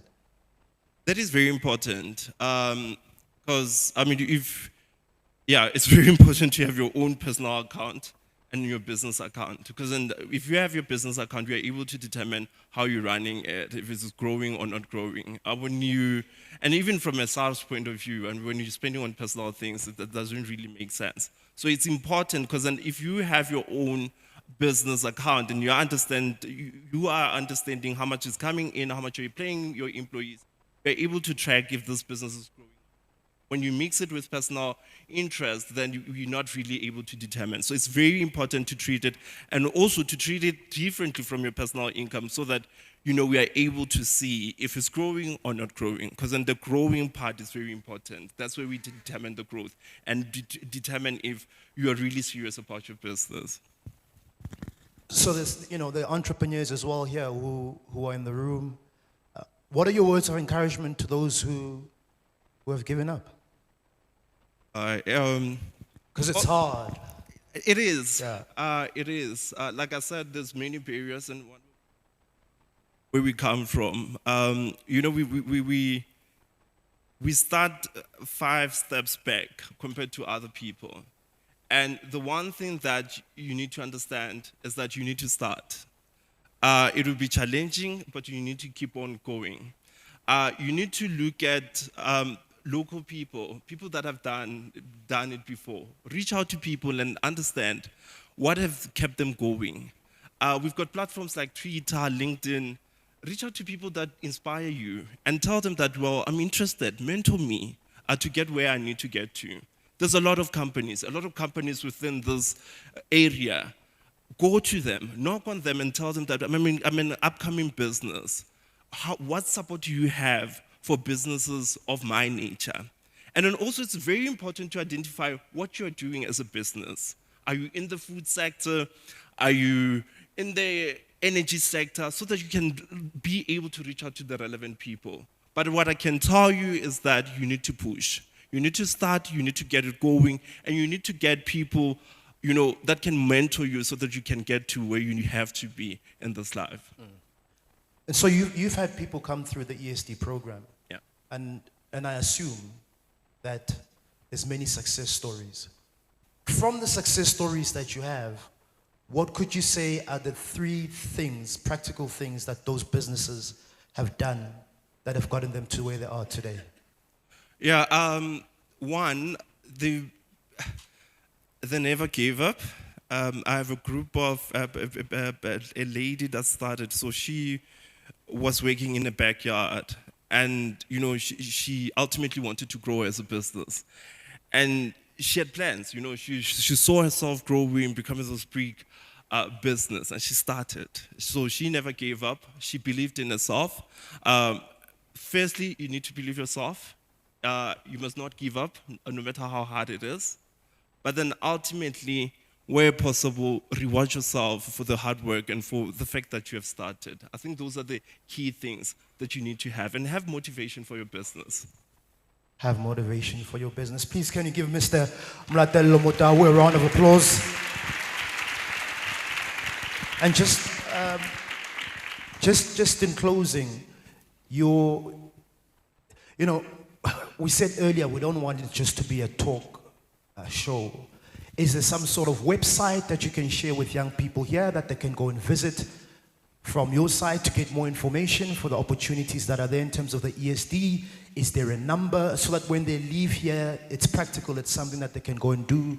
Is a homework, as they book? We want to just move beyond just, inspiration. If the information is there, please share it with them.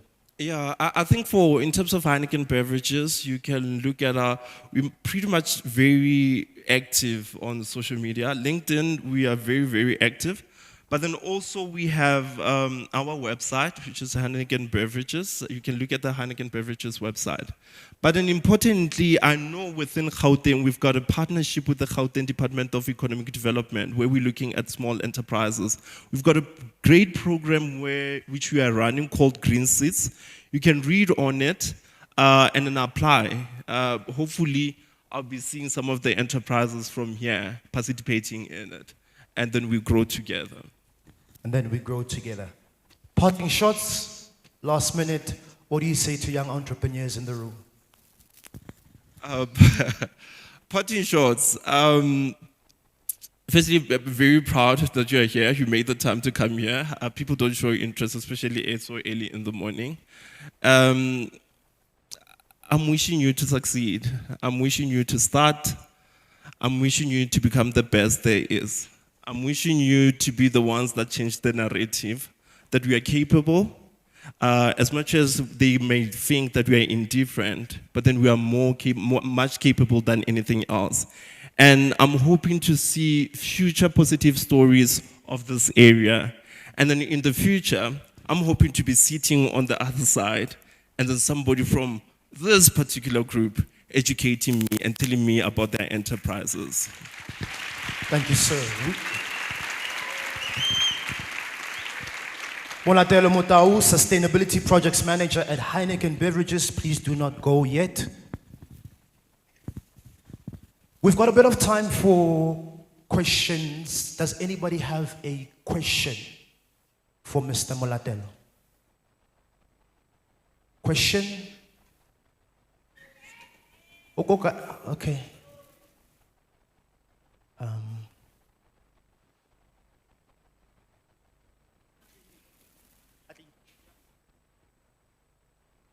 All right, so if you've got a question, I'll just take 3 or 4 questions. Please come to the front, Gopa.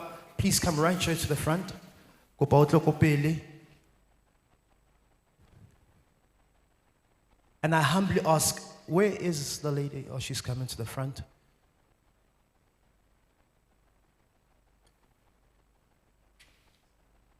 All right. Any question, please can you direct her to the front? No? And I humbly ask that you ask a question, not give a speech. You know, entrepreneurs, when they get the mic, it's like, you know, this is my opportunity. Dumelang. Thank you. Ka lebitso ke Nompumelelo Mokoena from Boitumelo Sebokeng.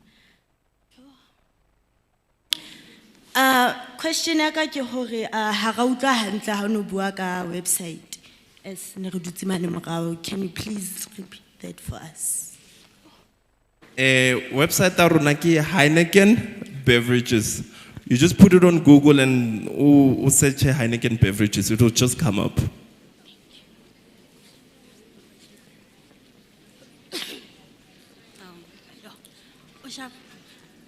Yeah, can you just...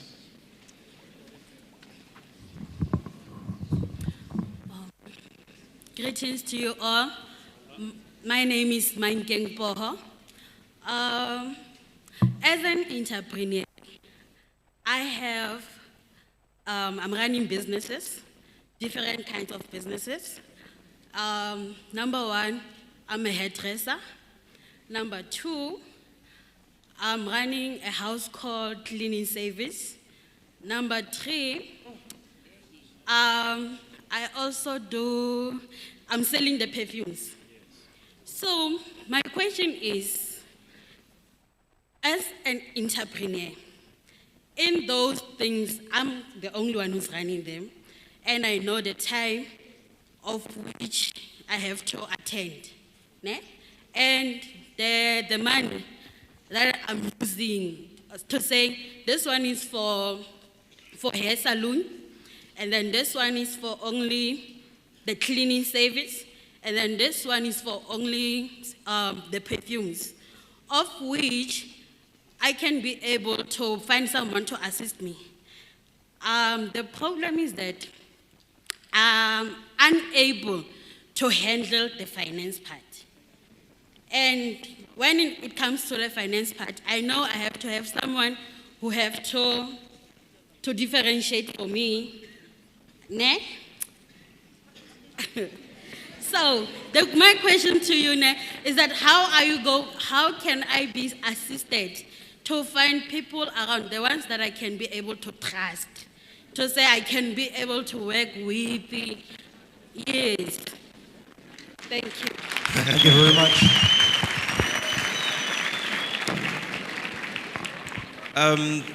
Firstly, congratulations on your 3 businesses. It's good that you have diversified them. I mean, it's different businesses. I think in terms of you speak about finances, and finances are very important. My first step would then be to look at the bank that you're banking with and asking them if they have any financial training or mentorship programs that they have for small enterprises. Half of the time, banks would then have, such assistance, especially for small enterprises, if you bank with them. From our side, there are few people that we've partnered with that assist businesses, because we know finances is at the top of some of those problems. So possibly I can speak with you after this session, and then I can then give you direction in terms of who you need to reach out to. All right, fantastic. Just before you answer that question, do you see that there's an opportunity here? I know that there's some of you here who are very good when it comes to numbers. You're running your own finance company. Well, sister, show sister that you're professional and that you can provide a service for her. There's an opportunity. There's an opportunity. My brother, over to you.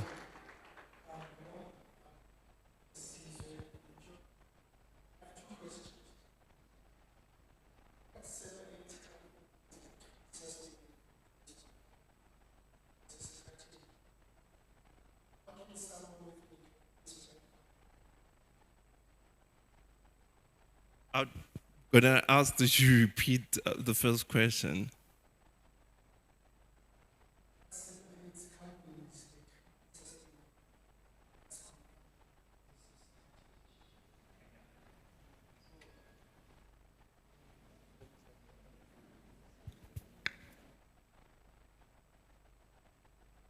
I think for me, often a company will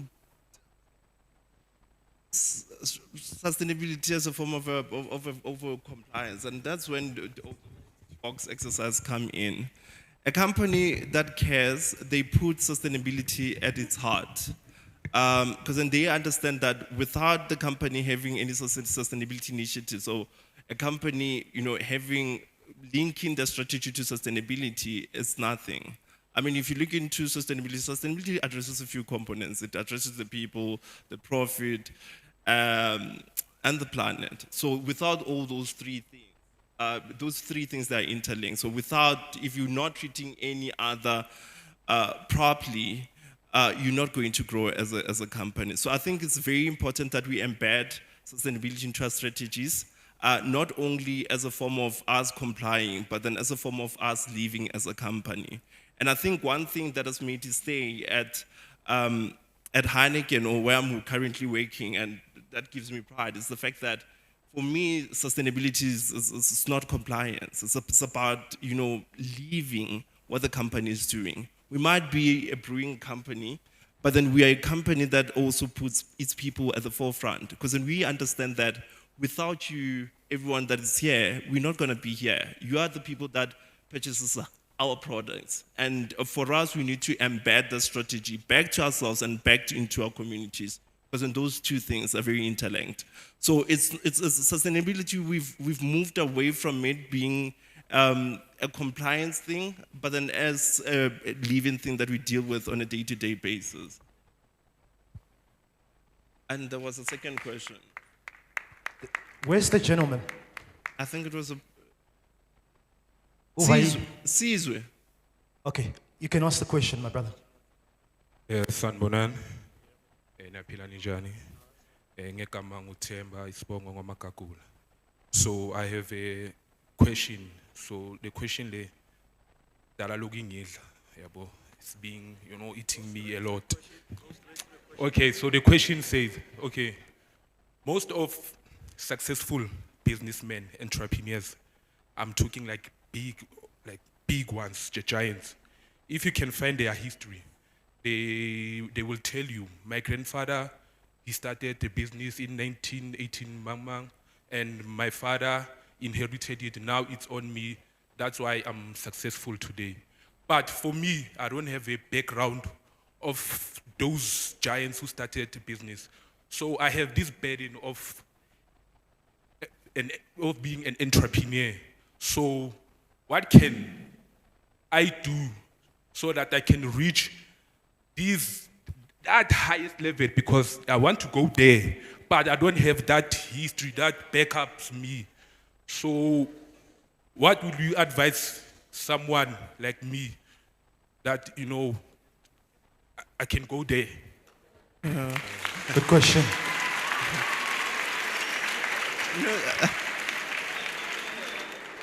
That is a very important You can see question. the question le dale mudla le.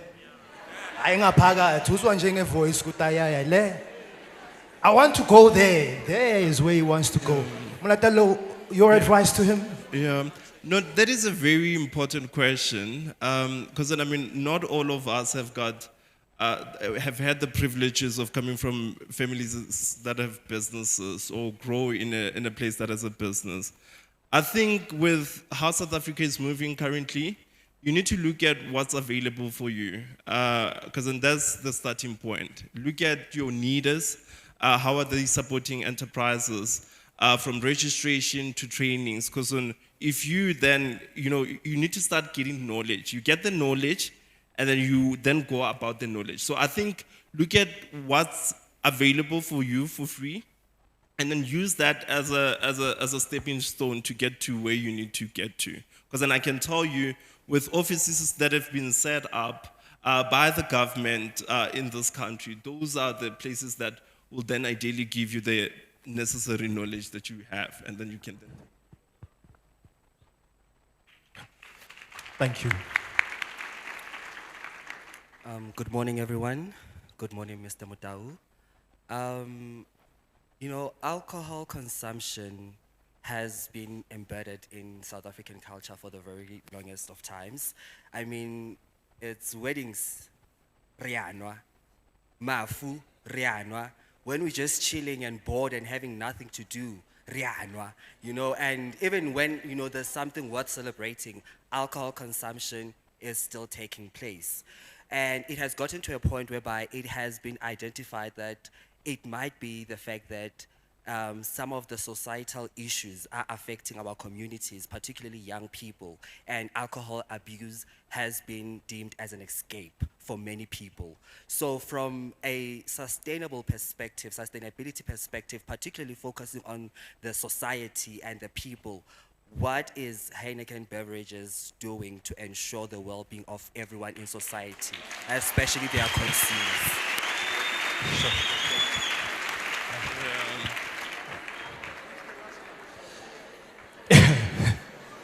And that time it's a Friday today. He's like, it is a Friday. It is a Friday. Yeah. And I'm from Heineken, It's a Friday, and on a Friday we want people to enjoy our products, but then enjoy them responsibly. I think from Heineken, if you look at Heineken, and we spoke about sustainability earlier, Heineken has got three key. We've got a Brewing a Better World strategy, and this strategy is our intent to make this world better in all the 80 markets that we are operating in. That strategy focuses on three components. One, responsible. Two, social. The third one being on the environment. The responsible is us going into communities or into nations that we are operating in and teaching people about responsible alcohol consumption. We are saying that enjoy our products, but then you need to enjoy them responsibly. We've got programs that we are running in South Africa with one of my colleagues. And what we've noticed was that between universities and TVET colleges, there was a lot of binge drinking. And binge drinking is when you are supposed to be drinking 2 Heinekens or 2 Savannas, you then drink more than 6, or you get it to 12. So we go into those TVET colleges, and then we educate learners and students about responsible alcohol consumption. We've got different initiatives that we are driving, because then we do understand that if people tend to drink more and then they don't drink responsibly, it then becomes a problem. And then also for the young people that are here, I think our lives are our responsibilities. We know where we come from, and we know where we want to go. Alcohol should be a product that enhances our celebrations, our moments, but it shouldn't be something that, we lean on to do things. I'm not saying that you must not drink. You must drink, but then drink responsibly. Because then you must drink responsibly, I'll pack it here. all right.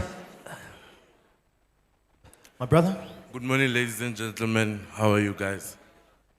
I would like to ask you, Menir, today I'm about to sell myself to you. I hold a qualification in diploma in safety management that I completed with the Vaal University of Technology. I also have a township business. So in my township business, we sell sandwiches. I also have a fridge with Coca-Cola. So I would be asking, what can Heineken do for me?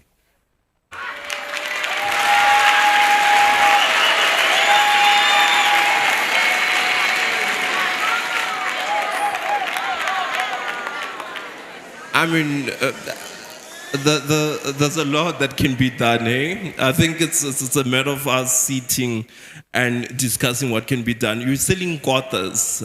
We work with taverns in the townships. And for me, we need to start thinking innovatively. How do we get those taverns to get quarters for you when people are enjoying their products? What kind of apps can we put in place so that you can then service those taverns in and around your area? Outside that, I can also look into what Heineken is doing in terms of businesses in your space. How are we supporting them? I mean, it's a matter of having a conversation and understanding what are your core needs, and then how do we, as Heineken, are able to assist if we have those capabilities to assist within the space. All right.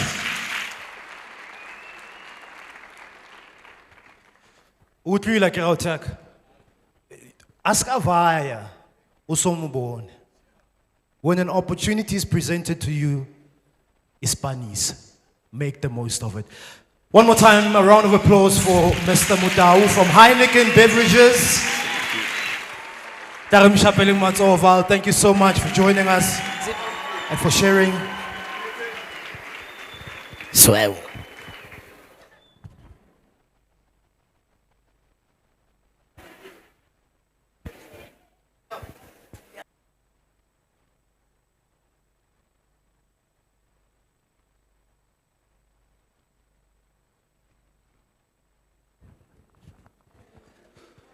All right, Vaal, are we still here? Vaal, are we still here? I'm gonna bring on our pastor, Pastor MB. Where are you? Swell. Hey, Kosiami. Yeah. Hey, Kosiami. Let's put our hands together for Pastor Somebody MB. say swell. Somebody say swell. Somebody say swell. Can you feel it? Can you feel it? Yes. Weed, come on, weed. Pump it up.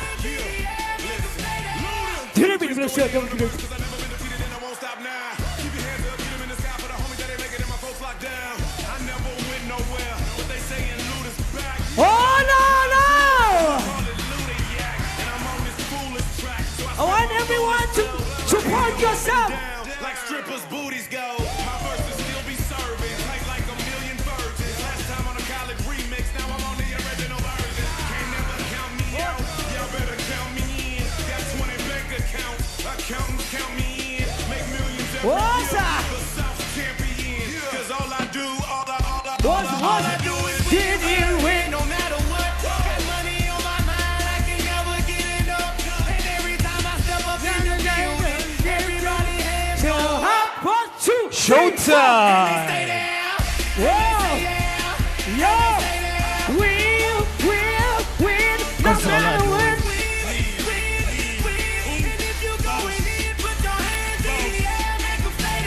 Swerving in my low, head on a swivel, you know serving me's a no-no. Clean as a whistle as I pull out in my Rolls Royce. Yellow bone passenger, they see it, they say, oh boy. Tell Kelly, back it up, my call me loco. Down for armed traffic, you know, make me pull up. Yo, go Vaal, go Vaal. Better get your mud right. We come together holding hands and holler hood life. We all strapping all black, it's like, dang. You riding? Are you ready? We riding tonight. Are you ready? With me 'cause you wasn't riding.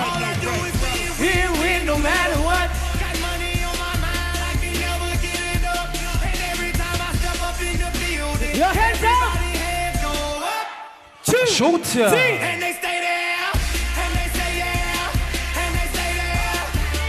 We, Cause all I do is we are we. And if you going in for Thank you, Selector. yeah, make 'em stay there. Give yourself a round of applause. You guys are good. All right. I want us to sing the Empower Youth song again. Then I take the MC will take over. Just one more song.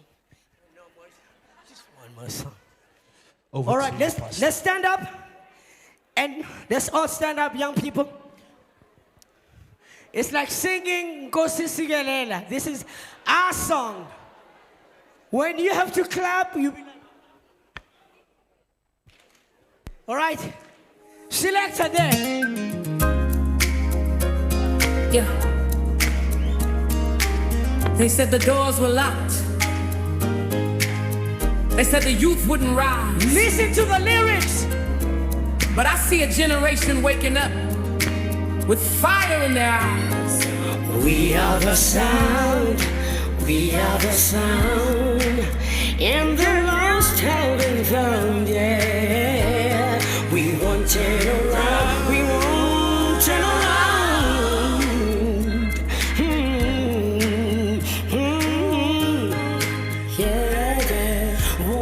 This morning with a brand new vision, education, opportunity, that's us. From the classroom to the boardroom, we're taking the lead, planting seeds of innovation for every dream and every need. No more words, no more silly. We're stepping into the new revealing. What they said was inaccessible, and we're proving it's unstoppable.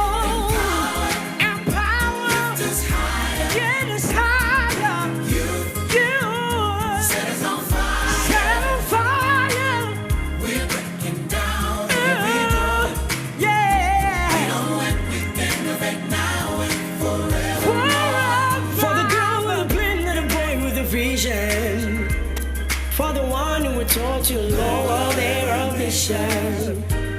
Hey, we bring your head to the hidden place. Put the tools of the hope in the hands of faith. No more wrongs, no more sins. We're stepping into your revealing. We're proving it's unstoppable. Empower, make it higher, make it higher.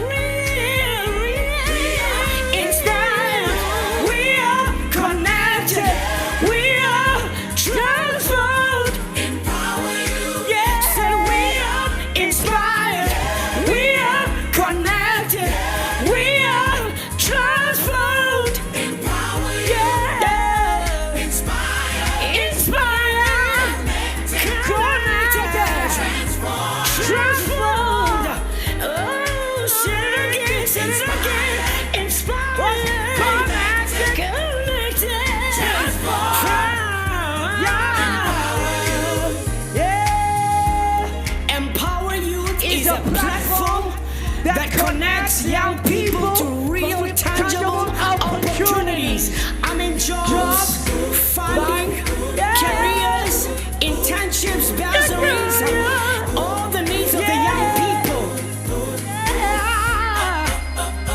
You did it. I did it. It is the time to lift our young people. Our young people.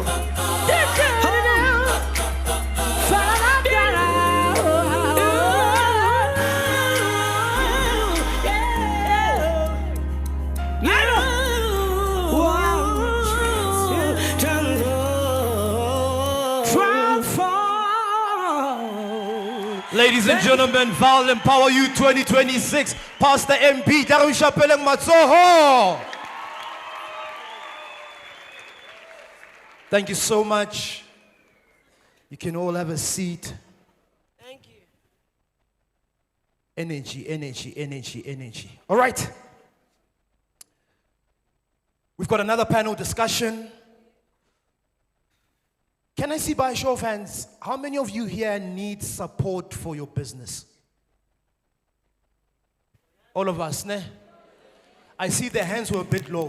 How many of you here need money for your business? Yo, look at the hands.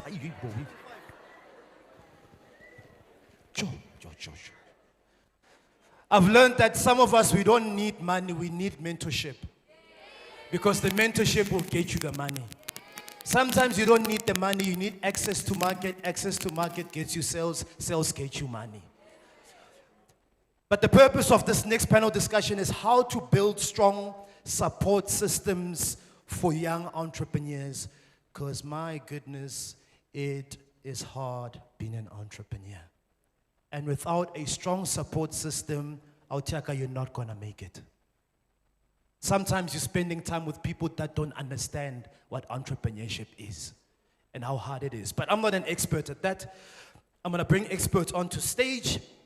I'll start off with Denvo, Director of Enterprise and Supply Development Innovation at Seed Academy. Mr. Denvo, please can you join us onto stage?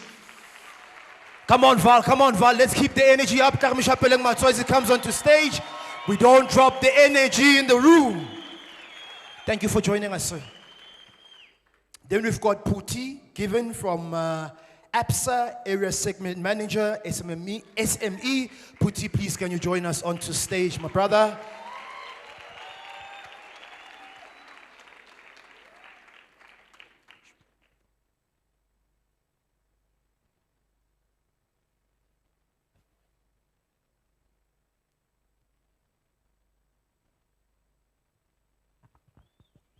Gentlemen, thank you so much for joining us this morning, taking time out of your schedule to share with young people and how they can build these strong support structures. I'll start off with you, Denvo, around just laying the foundation. What is Seed Academy? What does Seed Academy do? Over to you. Thank you very much. It's great to be here. What an energy. I really enjoy being here. And again, it just solidifies why I've been doing what I've been doing now for almost 18 years, and that is helping small SMEs, small businesses grow into big businesses. Seed Academy is basically a business incubator, and we've been in existence for the last almost 13 years now. And our job, what we do is that we help businesses grow, we help them become more valuable, and we help the owners of those businesses make more money. And we've adopted what we call a metric-driven approach to small business development. What that really means is that whenever you work with us, whenever you come in, we create what we call a measurement scorecard, and we decide upfront what are we going to measure that means success for you. And upfront, we actually follow that measurement scorecard. So essentially what we do is that we exist to build businesses that build South Africa.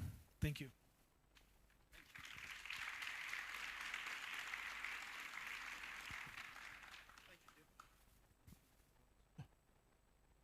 One, two. Seed Academy, Denvo, Puti, Area Segment Manager, SME at APSA. Your line of work, what do you do, and what opportunities are there for young people? Those, especially those who run businesses.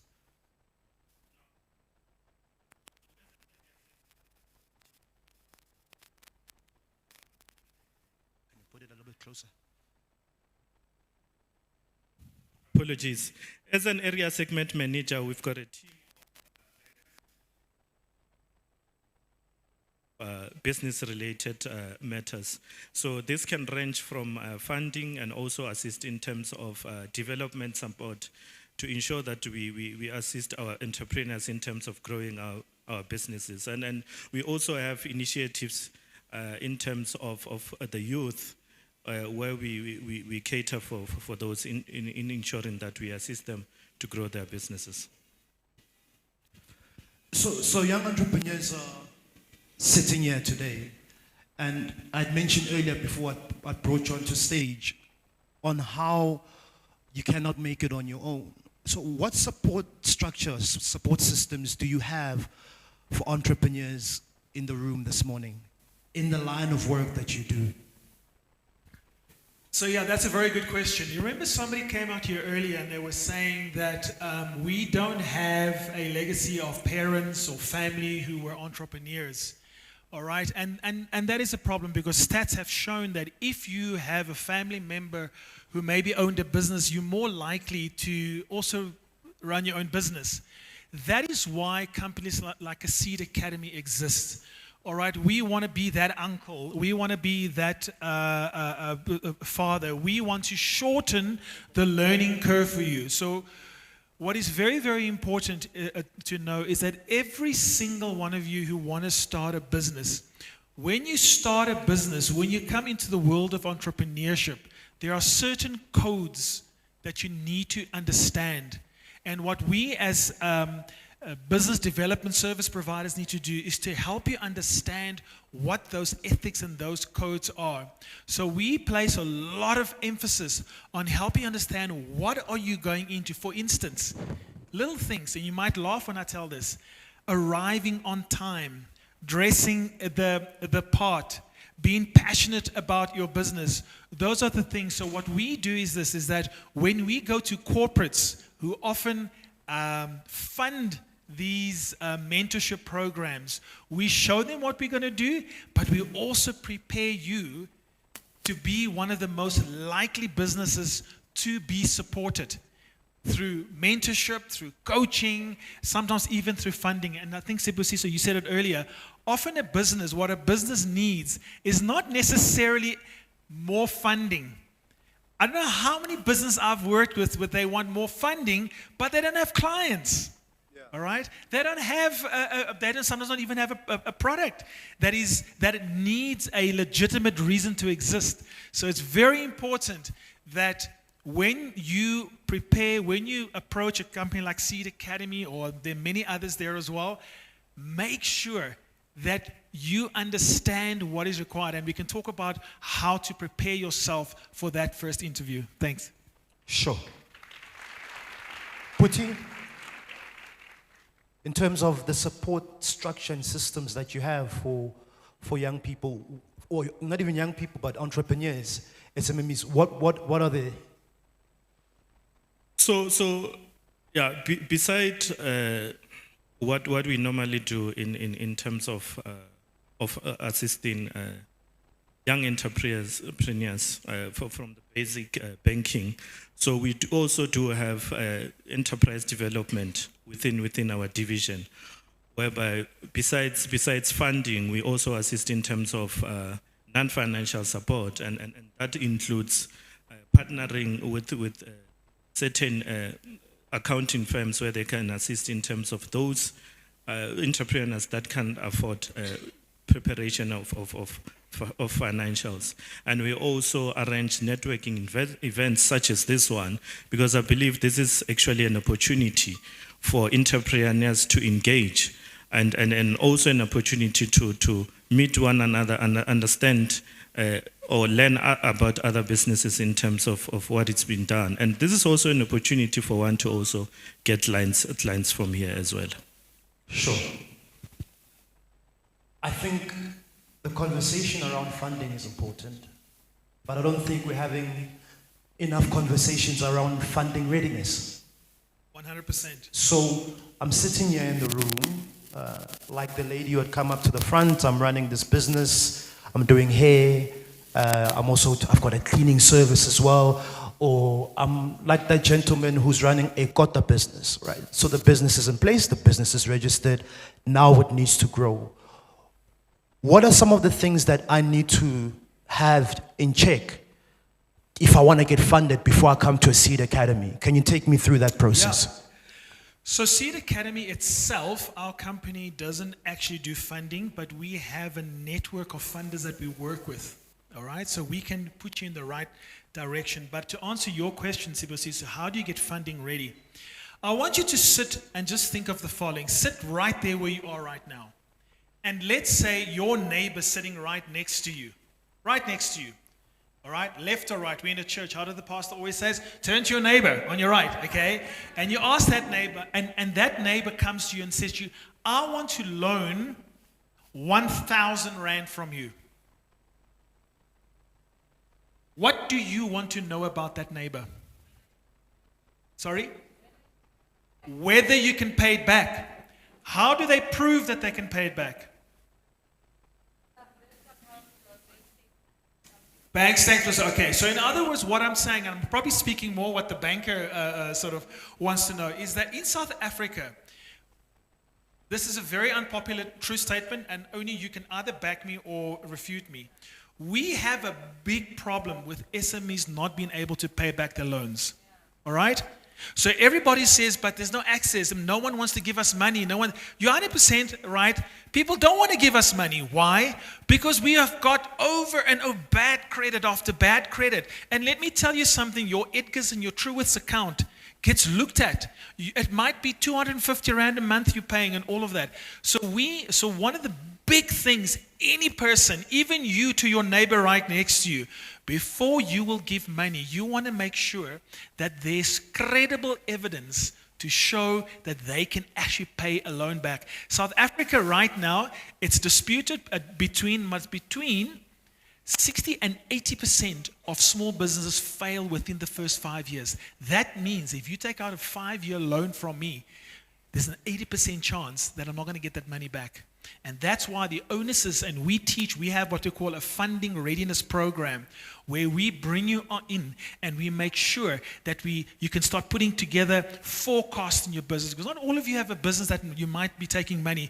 Getting the forecast in your business, the planning of your business. We don't necessarily do business plans. We do what they call business models. So we want to know your business model. A business model canvas. There's a lean startup canvas. We want to know who's your client. How big is this market? This problem, I think, is it you that said earlier? I love when you spoke earlier. Or it could have been the doctor was saying, you need to know what is the problem that you're solving. What is the pain? You need to show whoever's going to give you money that there's a legitimate reason for you to exist, and that reason is monetized enough, and you manage your finances well in such a way that there's a little bit that satisfies me that you can actually pay that loan back. Absa? Yeah, the banker's looking at him in the. Let's hear from the banker.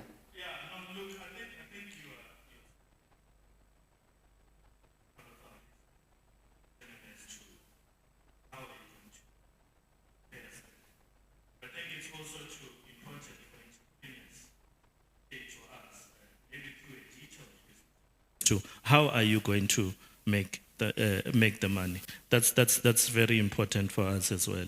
And we also look into things like cash flow projections. What are you forecasting maybe for the next 2 years, for the next 5 years?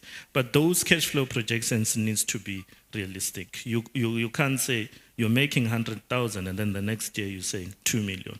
It is possible in some cases, but supporting documents are required. You might find that one has maybe received a contract from elsewhere. So which is why, because the banks are regulated, we need those type of supporting documents to prove that there will be an increase of income from here to here. But however, in some instances, we do understand that the business has to grow. And if the increase year on year on turnover, it's less than 25%, then that one, it's realistic if there's no supporting documents. And I think you will agree with me that even if your business is doing well, but if you got historical evidence to show that you're not paying back your loans, one of our holding companies is called Grovest. They work with millions, people apply for millions, and you would find these millionaires, some of these people making a lot of money, but such a lot of default. The default rate is a curse on our economy in South Africa, people not being able to pay back their loans. Yeah, and look, it's trying to understand those businesses. You're making money, but why are you not being able to service the debt? And in some cases, it might be because of the pricing on your end. Your income is eating into your cost of sales, whereby you're not making enough money. Or the gentleman who was here also touched on it. It's personal expenses versus business. You funding your personal lifestyle through income for the business, and that income is one that should be able to sustain the business. So the expenses of the business as well becomes very, very important. We start somewhere, we will get there. Everyone wants a good lifestyle. While I'm sitting here, I also want a Porsche. But there's a time for everything. Sure. So entrepreneurs speak about systems. Right? And you hear this a lot. You need to have business. How does this business work? How do systems? Yeah. And the importance of systems. So I think context is very important, right? And looking at the businesses that are also operating in the township. How do you build systems into your business? And why must you build systems into your business? And what are systems? Let's start with that. All right. What are systems? Systems are typically a process on how you do something, right? Whatever that process is on how you do something. In other words, if you have a car wash, what do we do that's different in the process? Think about it this way. Some of you will one day sell your business. Ask yourself now already, if somebody had to buy my business, what are they buying? Are they just buying my idea? Are they just buying because I'm a lekker guy? Are they just buying, what are they buying? And it's not primarily your clients, okay? Because you could go somewhere else and those clients will follow you. What is it? So the system, so if you look at, say, for instance, McDonald's, all right? I'm old enough to remember when McDonald's was a takeaways where you go, you pay, and they give you your burger immediately. Please tell me you remember that as well, all right? You didn't have to wait for your burger, all right? That was their system. So in other words, but if you had to go to, say, for instance, Nando's, you know you're going to wait, but there's a different system. So in other words, a system is a process that explains or helps you achieve the outcomes that you're looking for, typically through some sort of technology. Typically. All right? So if it's a car wash, if you are baking, whatever you do, that system, in other words, when I get the order, what happens? How do I manufacture or how do I deliver on the order? And how do I go and fulfill that order? In other words, fulfill the order, dropping off the order at the client. What is that process? And you have to have a system to even give a bank the security that this is a dinkum business with systems, so that even when you're not there, the system still functions. Powerful. Sure. Puti?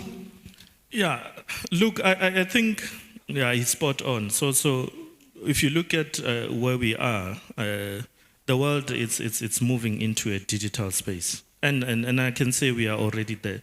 There's AI as well. So in terms of how someone also market their business, it's very important through a website, through the social media now, for someone who's selling quotas as well.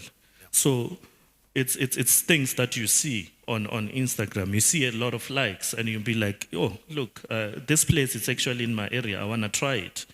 And that's how you grow your business. But it's also important also in terms of how you manage your finances. There are also platforms such as QuickBooks. Yeah. So where you can be able to do your financials, or it can also help you in terms of complying, because we all need to pay VAT, we need to pay tax as well. So those are some of the systems as well. So we're talking about financial systems, we're talking about potentially manufacturing systems, we're talking about ordering system, we're talking about a fulfilling system, and all of that. Now, obviously, there's a lot of businesses here, and they're all very different businesses, so they'll need different systems. But at the end of the day, you need to have a process. And if you can get that process to eventually, obviously, it's difficult in the beginning of a business, but if you can get that process documented, today, we can do so many things with AI now, and AI is actually cheap. I know there's, 500 Rand, still 500 Rand, 200 Rand, still 200 Rand, but look at ways, how can I build this business into a machine where it just happens? You know Jeff Bezos, you guys know Jeff Bezos?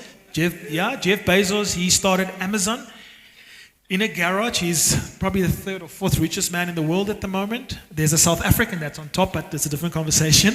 So if you order a book at or anything from Amazon, or even like Takealot, if you order from there, the owner doesn't even know you've ordered. Because why? There's a system that manages the process. And that is why we at Seed Academy, one of the big things that we do is that when an SMME comes in that we are going to help, and it's sponsored by the likes of Heineken and people like that, is that we help you build a system in your business. And sometimes you can build a system within the 3 months, sometimes it's 3 years. Okay, but whatever, the answer is still, there must be a system. That's when you know. The moment you can sleep or go on holiday or go and see your child play a soccer at school or go to a parent meeting and the business is still functioning, it's because there's a system. Sure. I'm waiting for an entrepreneur to create a system or a business that, because we speak about finances, right? So I've got a couple of friends that run these businesses, and we've all made the mistake of using our business funds for personal use. Because you're like, it's my business. I mean, I've worked for it. And what that system will do is, because it shows on your track records that every time it's a Friday, they know where you're going to go on that Friday. And the system What's that Friday? And the system can be able to stop that card from working at specific shops. It's just an idea that we have. It will save a lot of entrepreneurs, and it will save absolutely a lot of stress. Just the last two questions. You've got a lot of entrepreneurs that come to you, like in the room, who are looking for support, whether it's through access to market, whether it's through finance, whether it's loans. What have you seen in your experience as the two biggest barriers that stop them from getting the opportunities that you have from Seed Academy? Because many will come to you. So what are the two common barriers that are stopping them from accessing these opportunities so that they don't make the same mistakes? Ladies and gentlemen, young people, old people, whoever's in the room, please listen to me. No one's going to take you seriously if you're not organized. Or at least show a sense of there's order in that business. I cannot tell you, and I go back to this, I cannot tell you how many SMEs come to us for support, or they sign on for support, but they never make it on time. They send you a draft or an email that's bad. I mean, I can even use AI to write you nicer emails. If you're not organized and have a professional approach about your business, you're going to find it hard for people to take you seriously. All right? That's the number one, is not being professional. And professional doesn't mean that you now are, I don't know, Old Mutual, or we're not talking about that. Professional means an attitude that even you take your business seriously, but even more important, listen to this, even more important, you take your client seriously. All right? You got to take your client and respect your client. Your client. So we see that. The other thing that we have is a lot of people come in and because they have an idea, they think they're an entrepreneur. Say that again. Just because you have an idea doesn't mean you're an entrepreneur. That just means you're somebody with an idea. All right? An entrepreneur, and I know we can fight about this, and you can fight me as I walk out. There are people who are self-employed, and there are people who are entrepreneurs. Now, typically, we call them all entrepreneurs because you run your own business. But you're self-employed, and you have a catering business, and you bake your cakes, and you deliver your cakes. Most likely, you are self-employed. An entrepreneur is somebody that's working towards running a business. There's perhaps staff involved, and you got systems in place, and so forth. So the second mistake people come is that they come to us and they've got these glorious ideas, and the market in Africa is $12 billion. All right, and I'm going like, whoa. Can we start with who are the people that you are going to reach out? Because the people that you are going to reach, that market value might be maybe 500,000 rand, R1 million. So it's very important that when you come to somebody, whether you're asking them for money, whether you're asking them for support, for us to be that uncle because you don't have that legacy, make sure that you take your business seriously. And number two, that you have realistic expectations. Realistic expectations is one of the big mistakes people make about their business. I hope that helps. Sure. Puti? Yeah, I think there's quite a lot of factors. So what we have been experiencing from a banking point of view, it's a lack of collateral or security, and that mostly happens for startups or entities that are not well established, whereby there's a gap in terms of being able to provide that security required by banks to extend funding. But in the context of ABSA, through our enterprise development team, we also assist in terms of those entities where there's no collateral or there's no security in the form of a guarantee. But there are measures to that because we are regulated financial institutions. So we need to check certain things like if your credit score it's clear, and then we also need to determine again your financial forecast as well. And then what we also seeing it's lack of trading history, and again it's due to startups. You'd find that there's no financial history. Someone is only starting, but you'd find that there's a service level agreement, there's a contract, or there's an invoice. Then we are able to step in and assist. But that contract service level agreement has to tie with the cash flow projections, and it's how we assist from an ABSA perspective. But it's some of the barriers that we have seen, and then I think the last one it's access to markets as well. Whereby we've got partners where we can be able to assist. I think I touched on it. It's the accounting side of the business. It's those networking sessions, and it's mentorships as well, because one needs to also do a market research when they want to go into a certain business. They need to understand certain dynamics. I can give an example with the transportation business currently. We all know due to the fuel increases, they are suffering. And then that's where we come in to understand the challenges, to say, as a bank, how can we be able to support? We can do that through working capital. Sure. Yeah. Lastly, Denvo, can you share with the young people an email address, maybe probably a website where they can get more information around Seed Academy? And then when you're done with that, last parting shots of encouragement to our young entrepreneurs. So you can get us, type it in your phones, phones out, sidelines.To.za. There's also a link where you can be registered there if you want us to perhaps introduce you to a corporate to help you. All right, very important. That is what we do. You can also email me at Denvor, DENVOR, And the only way how you're going to remember that my Denver is not a V-E-R, but with an O, D-E-N-V-O-R, now you won't forget because I'm that O. So what you do is Denver at seedacademy.co.za. That's number one. When I walk out here now at a later stage, if you do have a business, it's not that I don't love everybody else, but if you do have a business and you want to perhaps have us present your business to some of our corporates, I've got a number of business cards and I'm happy to take your email. You must just remind me where I met you. All right. My parting shot to everybody is this.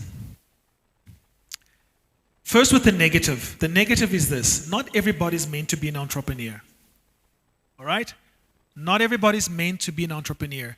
Have you ever seen, Google rock climbing? Have you ever seen those people climb those cliffs and those rocks on the mountains? Do you know the risk involved with that? Do you know how many people kill themselves? Yet so many people want to do it. All I'm trying to say is this, is the risk of being an entrepreneur is high, but the rewards are even higher. If you can stomach the risk that goes with it and the discipline that goes with it. The word passion is a Greek word that is not about passion. Remember that movie, Passion of Christ? Passion is something that you're willing to die for and suffer for.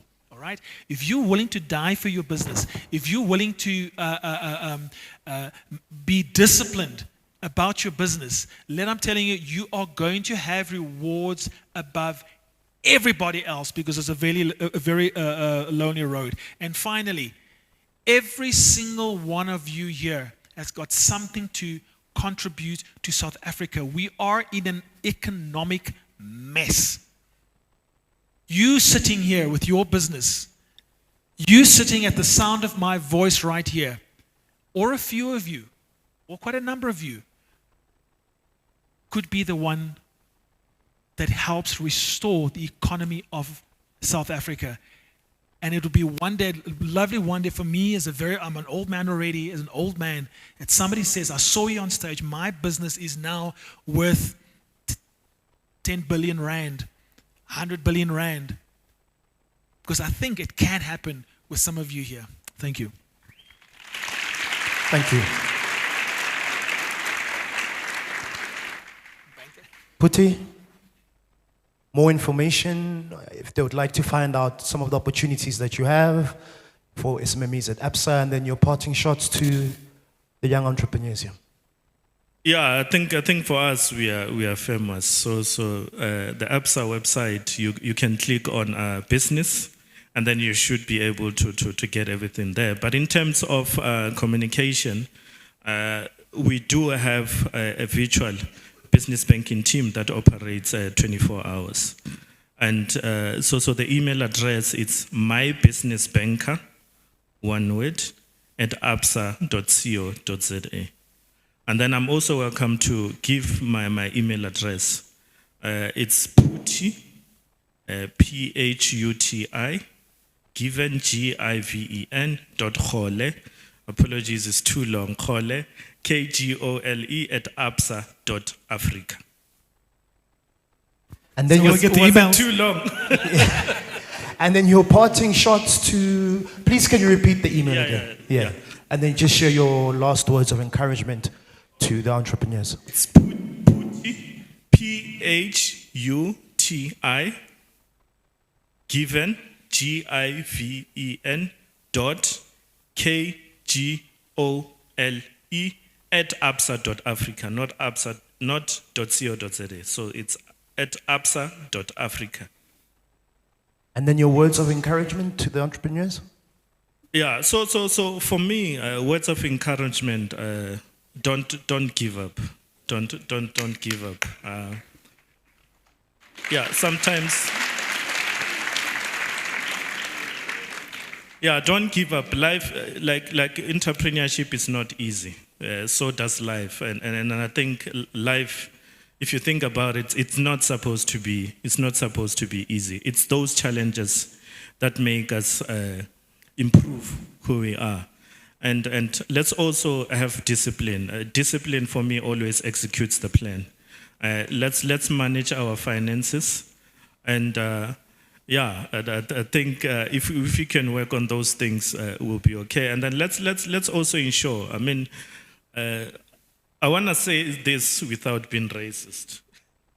Yeah, but there's always a perception that the banks assist certain races, and for me, I think it's because we're not working on the basics, and the basics are those things that I mentioned. Let's work on our credit records. I know life happens, but where there are areas, let's engage with those third parties and make arrangements and be transparent with the banks when you come forward and look for funding as well. But yeah, no, that's all for me. Thank you very much, gentlemen. Let's give a round of applause. Puti, Area Segment Manager SME at APSA, and Denvo, Director, Enterprise and Supply Development Innovation at Seed Academy. Thank you very much, everybody. Thank you, gentlemen.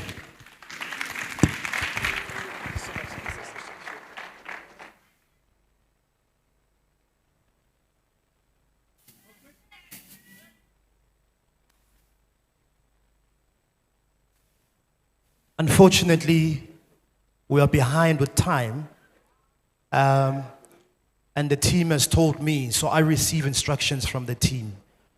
Don't come at me. The team has told me that we need to move. Gentlemen, please can you take a... They are still with us, so if you've got questions just before they leave, you can. If your number plate very quickly is WZZ441, it's a BMW or a Mercedes, yeah. WZZ441, please can you go and close your windows? Your windows are open. All right, let's move right along and introduce Lerato Odibe to speak on From Skills to Income, how young entrepreneurs use innovation to build and grow businesses. Lerato is here with us. Please can we welcome Lerato onto stage. Come on, Tarishapeleng Lerato Matsoho.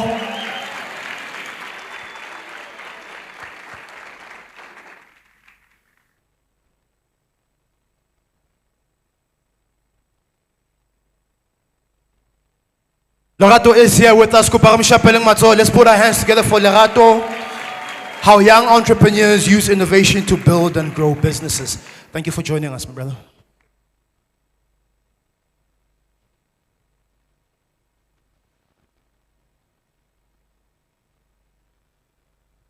Jamila? Just want to check if my slides are up.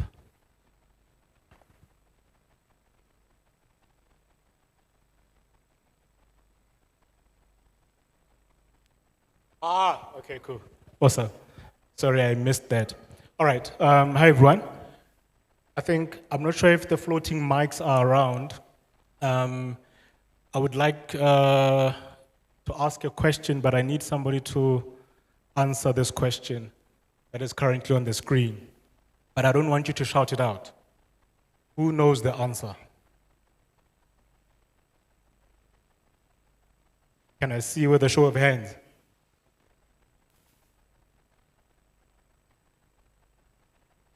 I don't see any hands. Where? Can I get the mic to the back, please? Okay, they're asking for you to please come to the front. You have to be brave, come through. Can we give him a round of applause?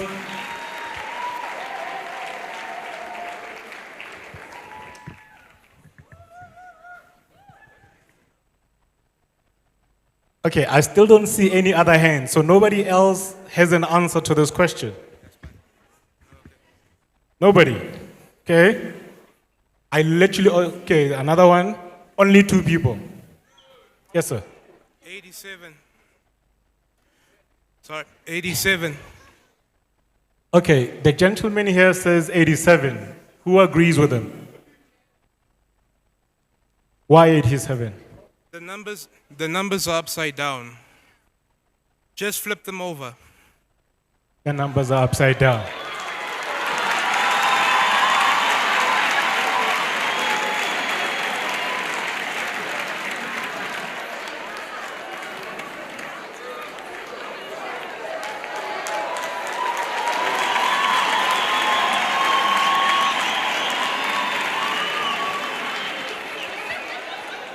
Why did the other people not get the answer? Why did the other people not get the answer? Okay, I'll tell you why. It's a simple reason. We need to start changing how we see things. Perspective matters. As a business person, 1 + 1 sometimes does not equal to 2. And you need to appreciate what that means. As a business person, as the panelist just spoke now, you need to have a level of resilience. Whatever that you might be working on at that specific time might not work immediately because you're looking at it from a 1 + 1 perspective. There are other nuances that come in between that are going to force you not to give up, to have resilience. But the biggest thing is, how do you then innovate without thinking differently? We need to start thinking differently. That is one key area that I need you guys to bear in mind as we go through the slides. So, as I just mentioned, the key message here is perspective. Approximately 70 to 80% of small, medium, and micro enterprises fail in the first 5 years. Most of those in the first 3 years.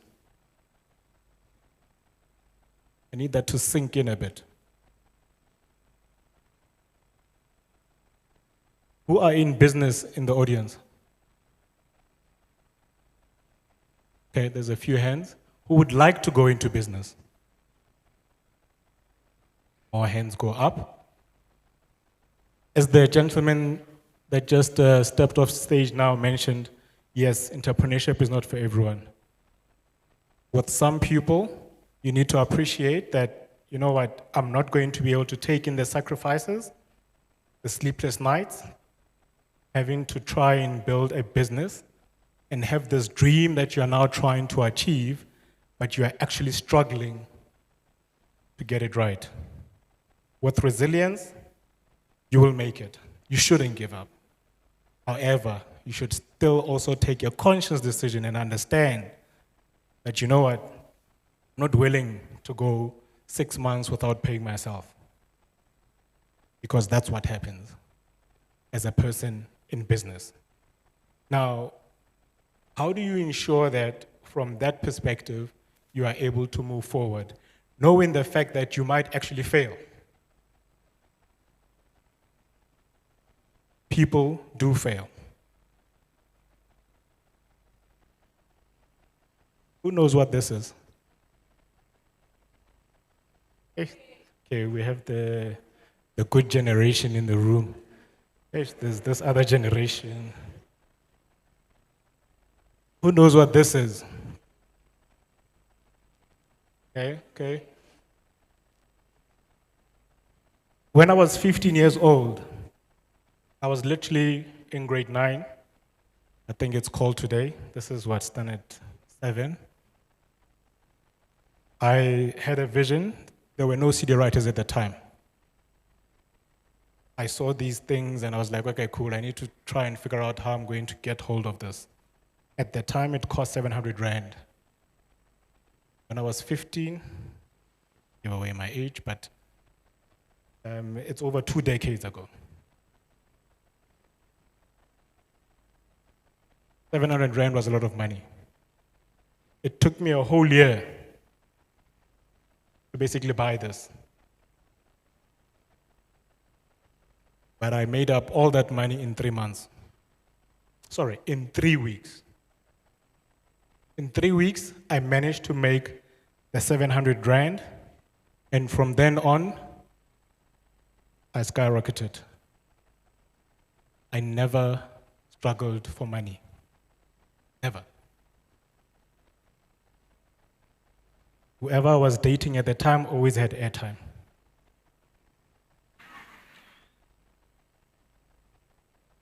I was that guy.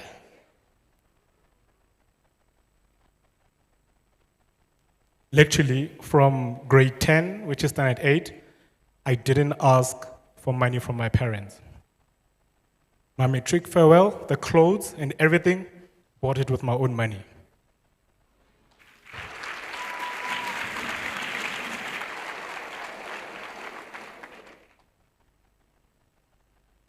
Yeah, things were going, they were going great. Everything was okay, right?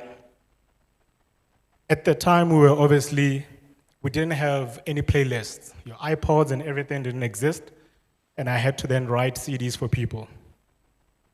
To write a CD today, you can quickly airdrop a song to somebody, put it on their playlist in seconds. It used to take me about 20 minutes to write one CD. At the time, people want a lot of tracks. Oh, I want Oskido, I want Fresh on the same one, I want Westlife.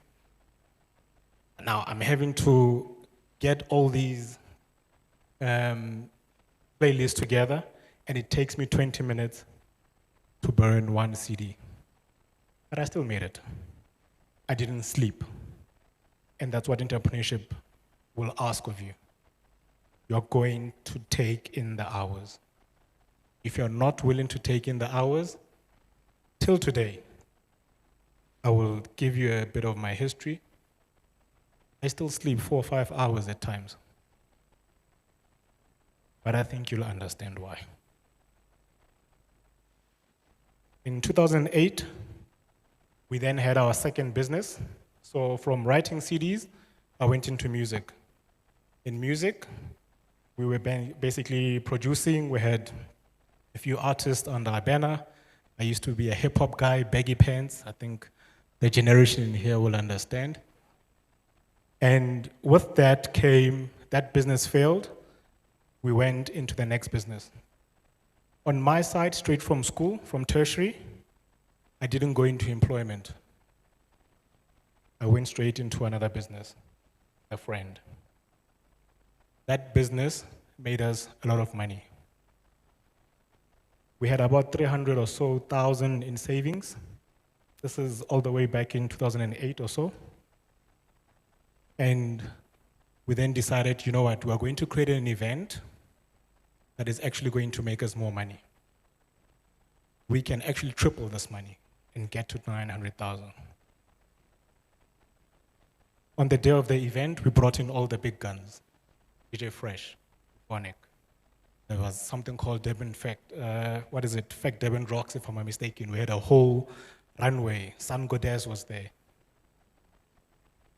Around 6 o'clock, my parents even came up. I'm from the Free State.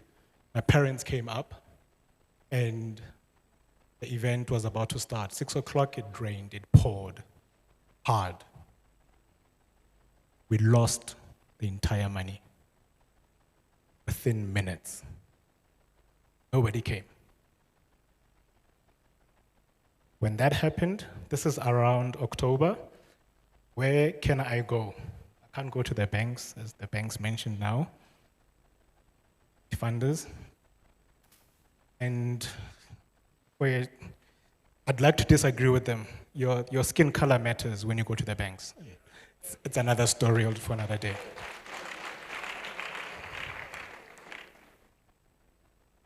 So what then happened was I was taken to my grandmother's deathbed by my parents. And I remember vividly my parents, my mother specifically, saying, Lerato, you need to do this with your own money. Because I went home to ask for petrol money, for rent money, etc. My grandmother's deathbed. This is a person who was my favorite, and vice versa. And they asked her to tell me to stop what I'm trying to do. I didn't, obviously. I'm over here right now. But are you willing to take in that mental pressure from your own family to chase after a dream that only you can understand?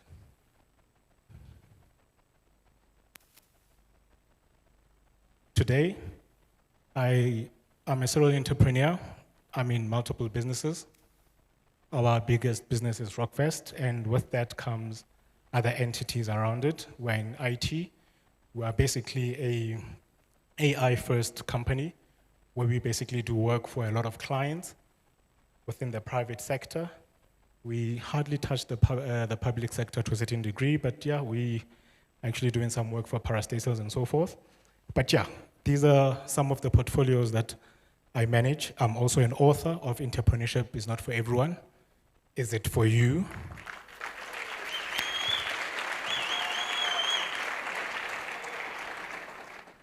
And to reiterate again, entrepreneurship is definitely not for everyone. You need to have the resilience. You need to understand. And in here, I speak about other people within my circle, other people in business that have struggled, for you to understand that, unfortunately, it is not about the glitz and the glam, the cars you drive, whatever. Everything comes down to the hard work behind the scenes. I have a team of, let me start it here. There's a difference to the earlier speaker of being an entrepreneur or a self-employed person. When you have about 3 or so people, somebody does something, but you are still the one person that does almost everything. In that case, yes, you are literally self-employed. And then there's professionals. Professionals are doctors, accountants, etc. Those people, unfortunately, without them, the work can't be done. So they are still a bottleneck, unless you hire other doctors or accountants to basically do what you do. On my side, we run an IT company. I have a whole different office, have a construction company, different employees, and from my grandmother's deathbed, I'm here today.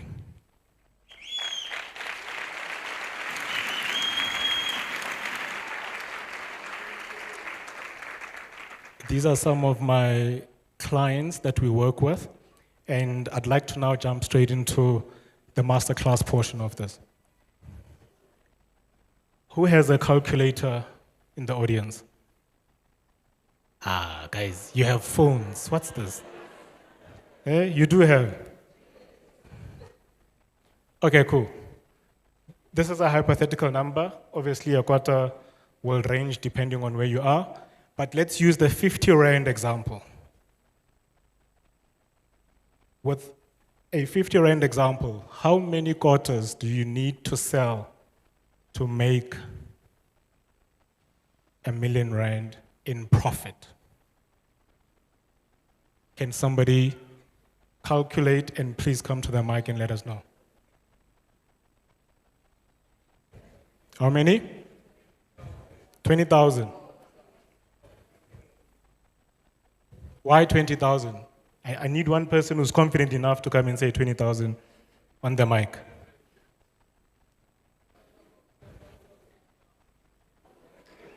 Can you please give him a round of applause?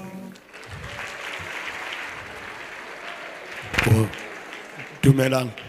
It's 20,000. You have to sell 20,000 quotas to make 1 million. 20,000? Yes.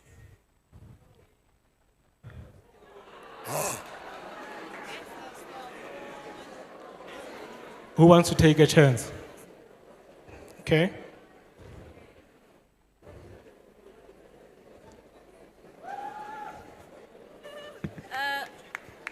Is it audible?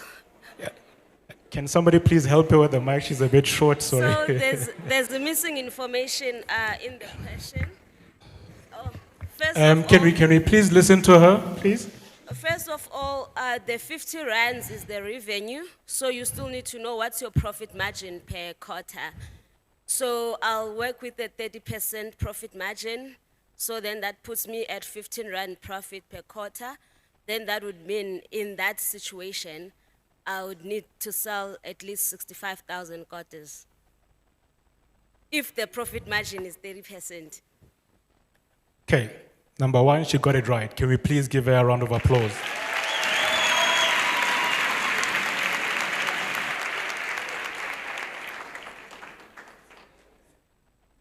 The key word there was profit.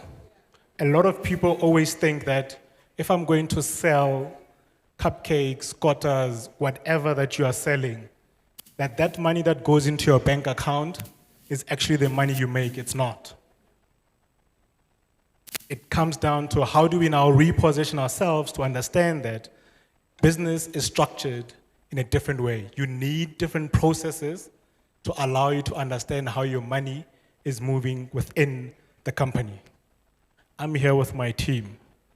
When we leave here, we have to go to Joburg. There's petrol, there's food, etc. that we need to purchase. I myself, I still have my own place. I have to buy food, but those run from two different companies. I call myself a company because I operate slightly different. But I don't eat up in the company's profits. We account for almost everything that is purchased in the company, to the little as your airtime, you going to a client, printing paper, etc. That's quite key. So there's things that are called, and I won't go into the entire details, but expenses, and expenses come in different shapes and form. There's something called cost of sales. With cost of sales, you need to understand that to produce that quarter, what is required to go into that quarter? You have to go to the shop and purchase. There's taxi money or petrol money that you need to spend. There's a lot of other factors that are involved in that. So in this case, looking at the 50,000, I cannot see at the bottom there why it took it down. So that is 20 Rand. So technically speaking, your profit is 20 Rand and your expenses are 30 Rand. So you need to do that calculation using the 20 Rand and not the 50 Rand. There's a difference between revenue and profit.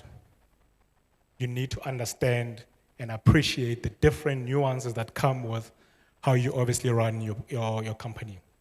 There's overheads, and then there's your net profit. And your net profit, there's some guys called SARS. Don't know if you guys know them. Trust me, they will take a lot of your money. And they do. But you need to then understand that when you package and ensure that your service offering is over a certain amount, you have factored all those items in it. So, to reach the 100,000, you will need to sell 25,000 quarters a day. Who thinks that's possible? Why? Are you able to come to the front, please? I know the mics are not roaming. Are you brave enough to come up? Yes, no, yes, can we please give him a round of applause?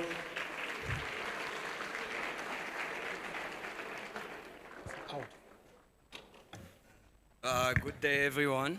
I would love to say you can make a profit of, gross profit of 25,000 depending on the place where you choose to get to make your business at. Maybe at the college, you know, where there's a lot of clients. That's when you can actually make the gross profit. Okay, cool. Thanks for that. He's actually right. Right. Okay, I'm already being called out for time, so I'm going to run through a few of the other next slides. So one of the biggest things that I mentioned earlier is that we need to start thinking differently. Yes? Yes, sir. Yeah, imlobo ngikhomba le emuva le. Oh, okay. Yeah, in order ukuthi umanage ukwenza leyo mali net, you could just have ama food trucks ne. Abe endaweni ezimajor like ama university, like a municipality, like sebenza khona abantu bemasipala, like la kunespan khona nje. You understand? You need to have ama food truck whether they are 50 or 20 as long as you wazi ukuthi la kunabantu abaspanayo mnandi. It'll be good. Awesome. So he's basically talking about economies of scale in this regard. So there's different nuances when it comes to this, and you have to have different strategies. You either raise your prices, as the gentleman is mentioning, is obviously then to expand in that regard, or take down your actual input costs. So how do you take that quarter, instead of producing it for 30 Rand and doing it for that amount? So with that, I'm going to round up with just this slide and then I'll be done. Which car is more expensive?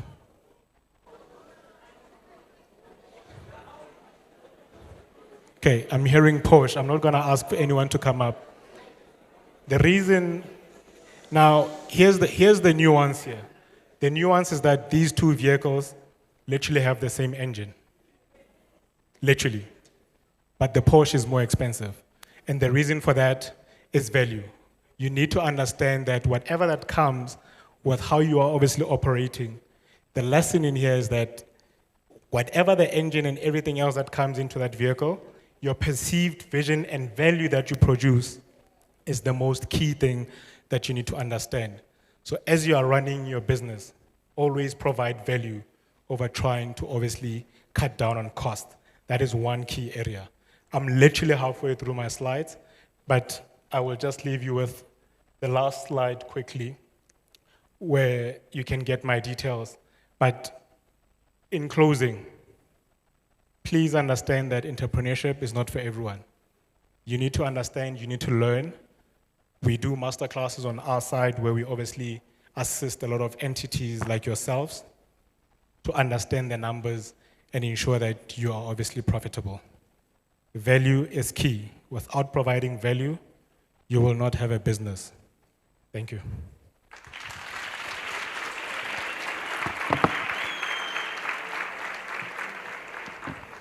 One more time, a round of applause for Mr. Lerato Budibe.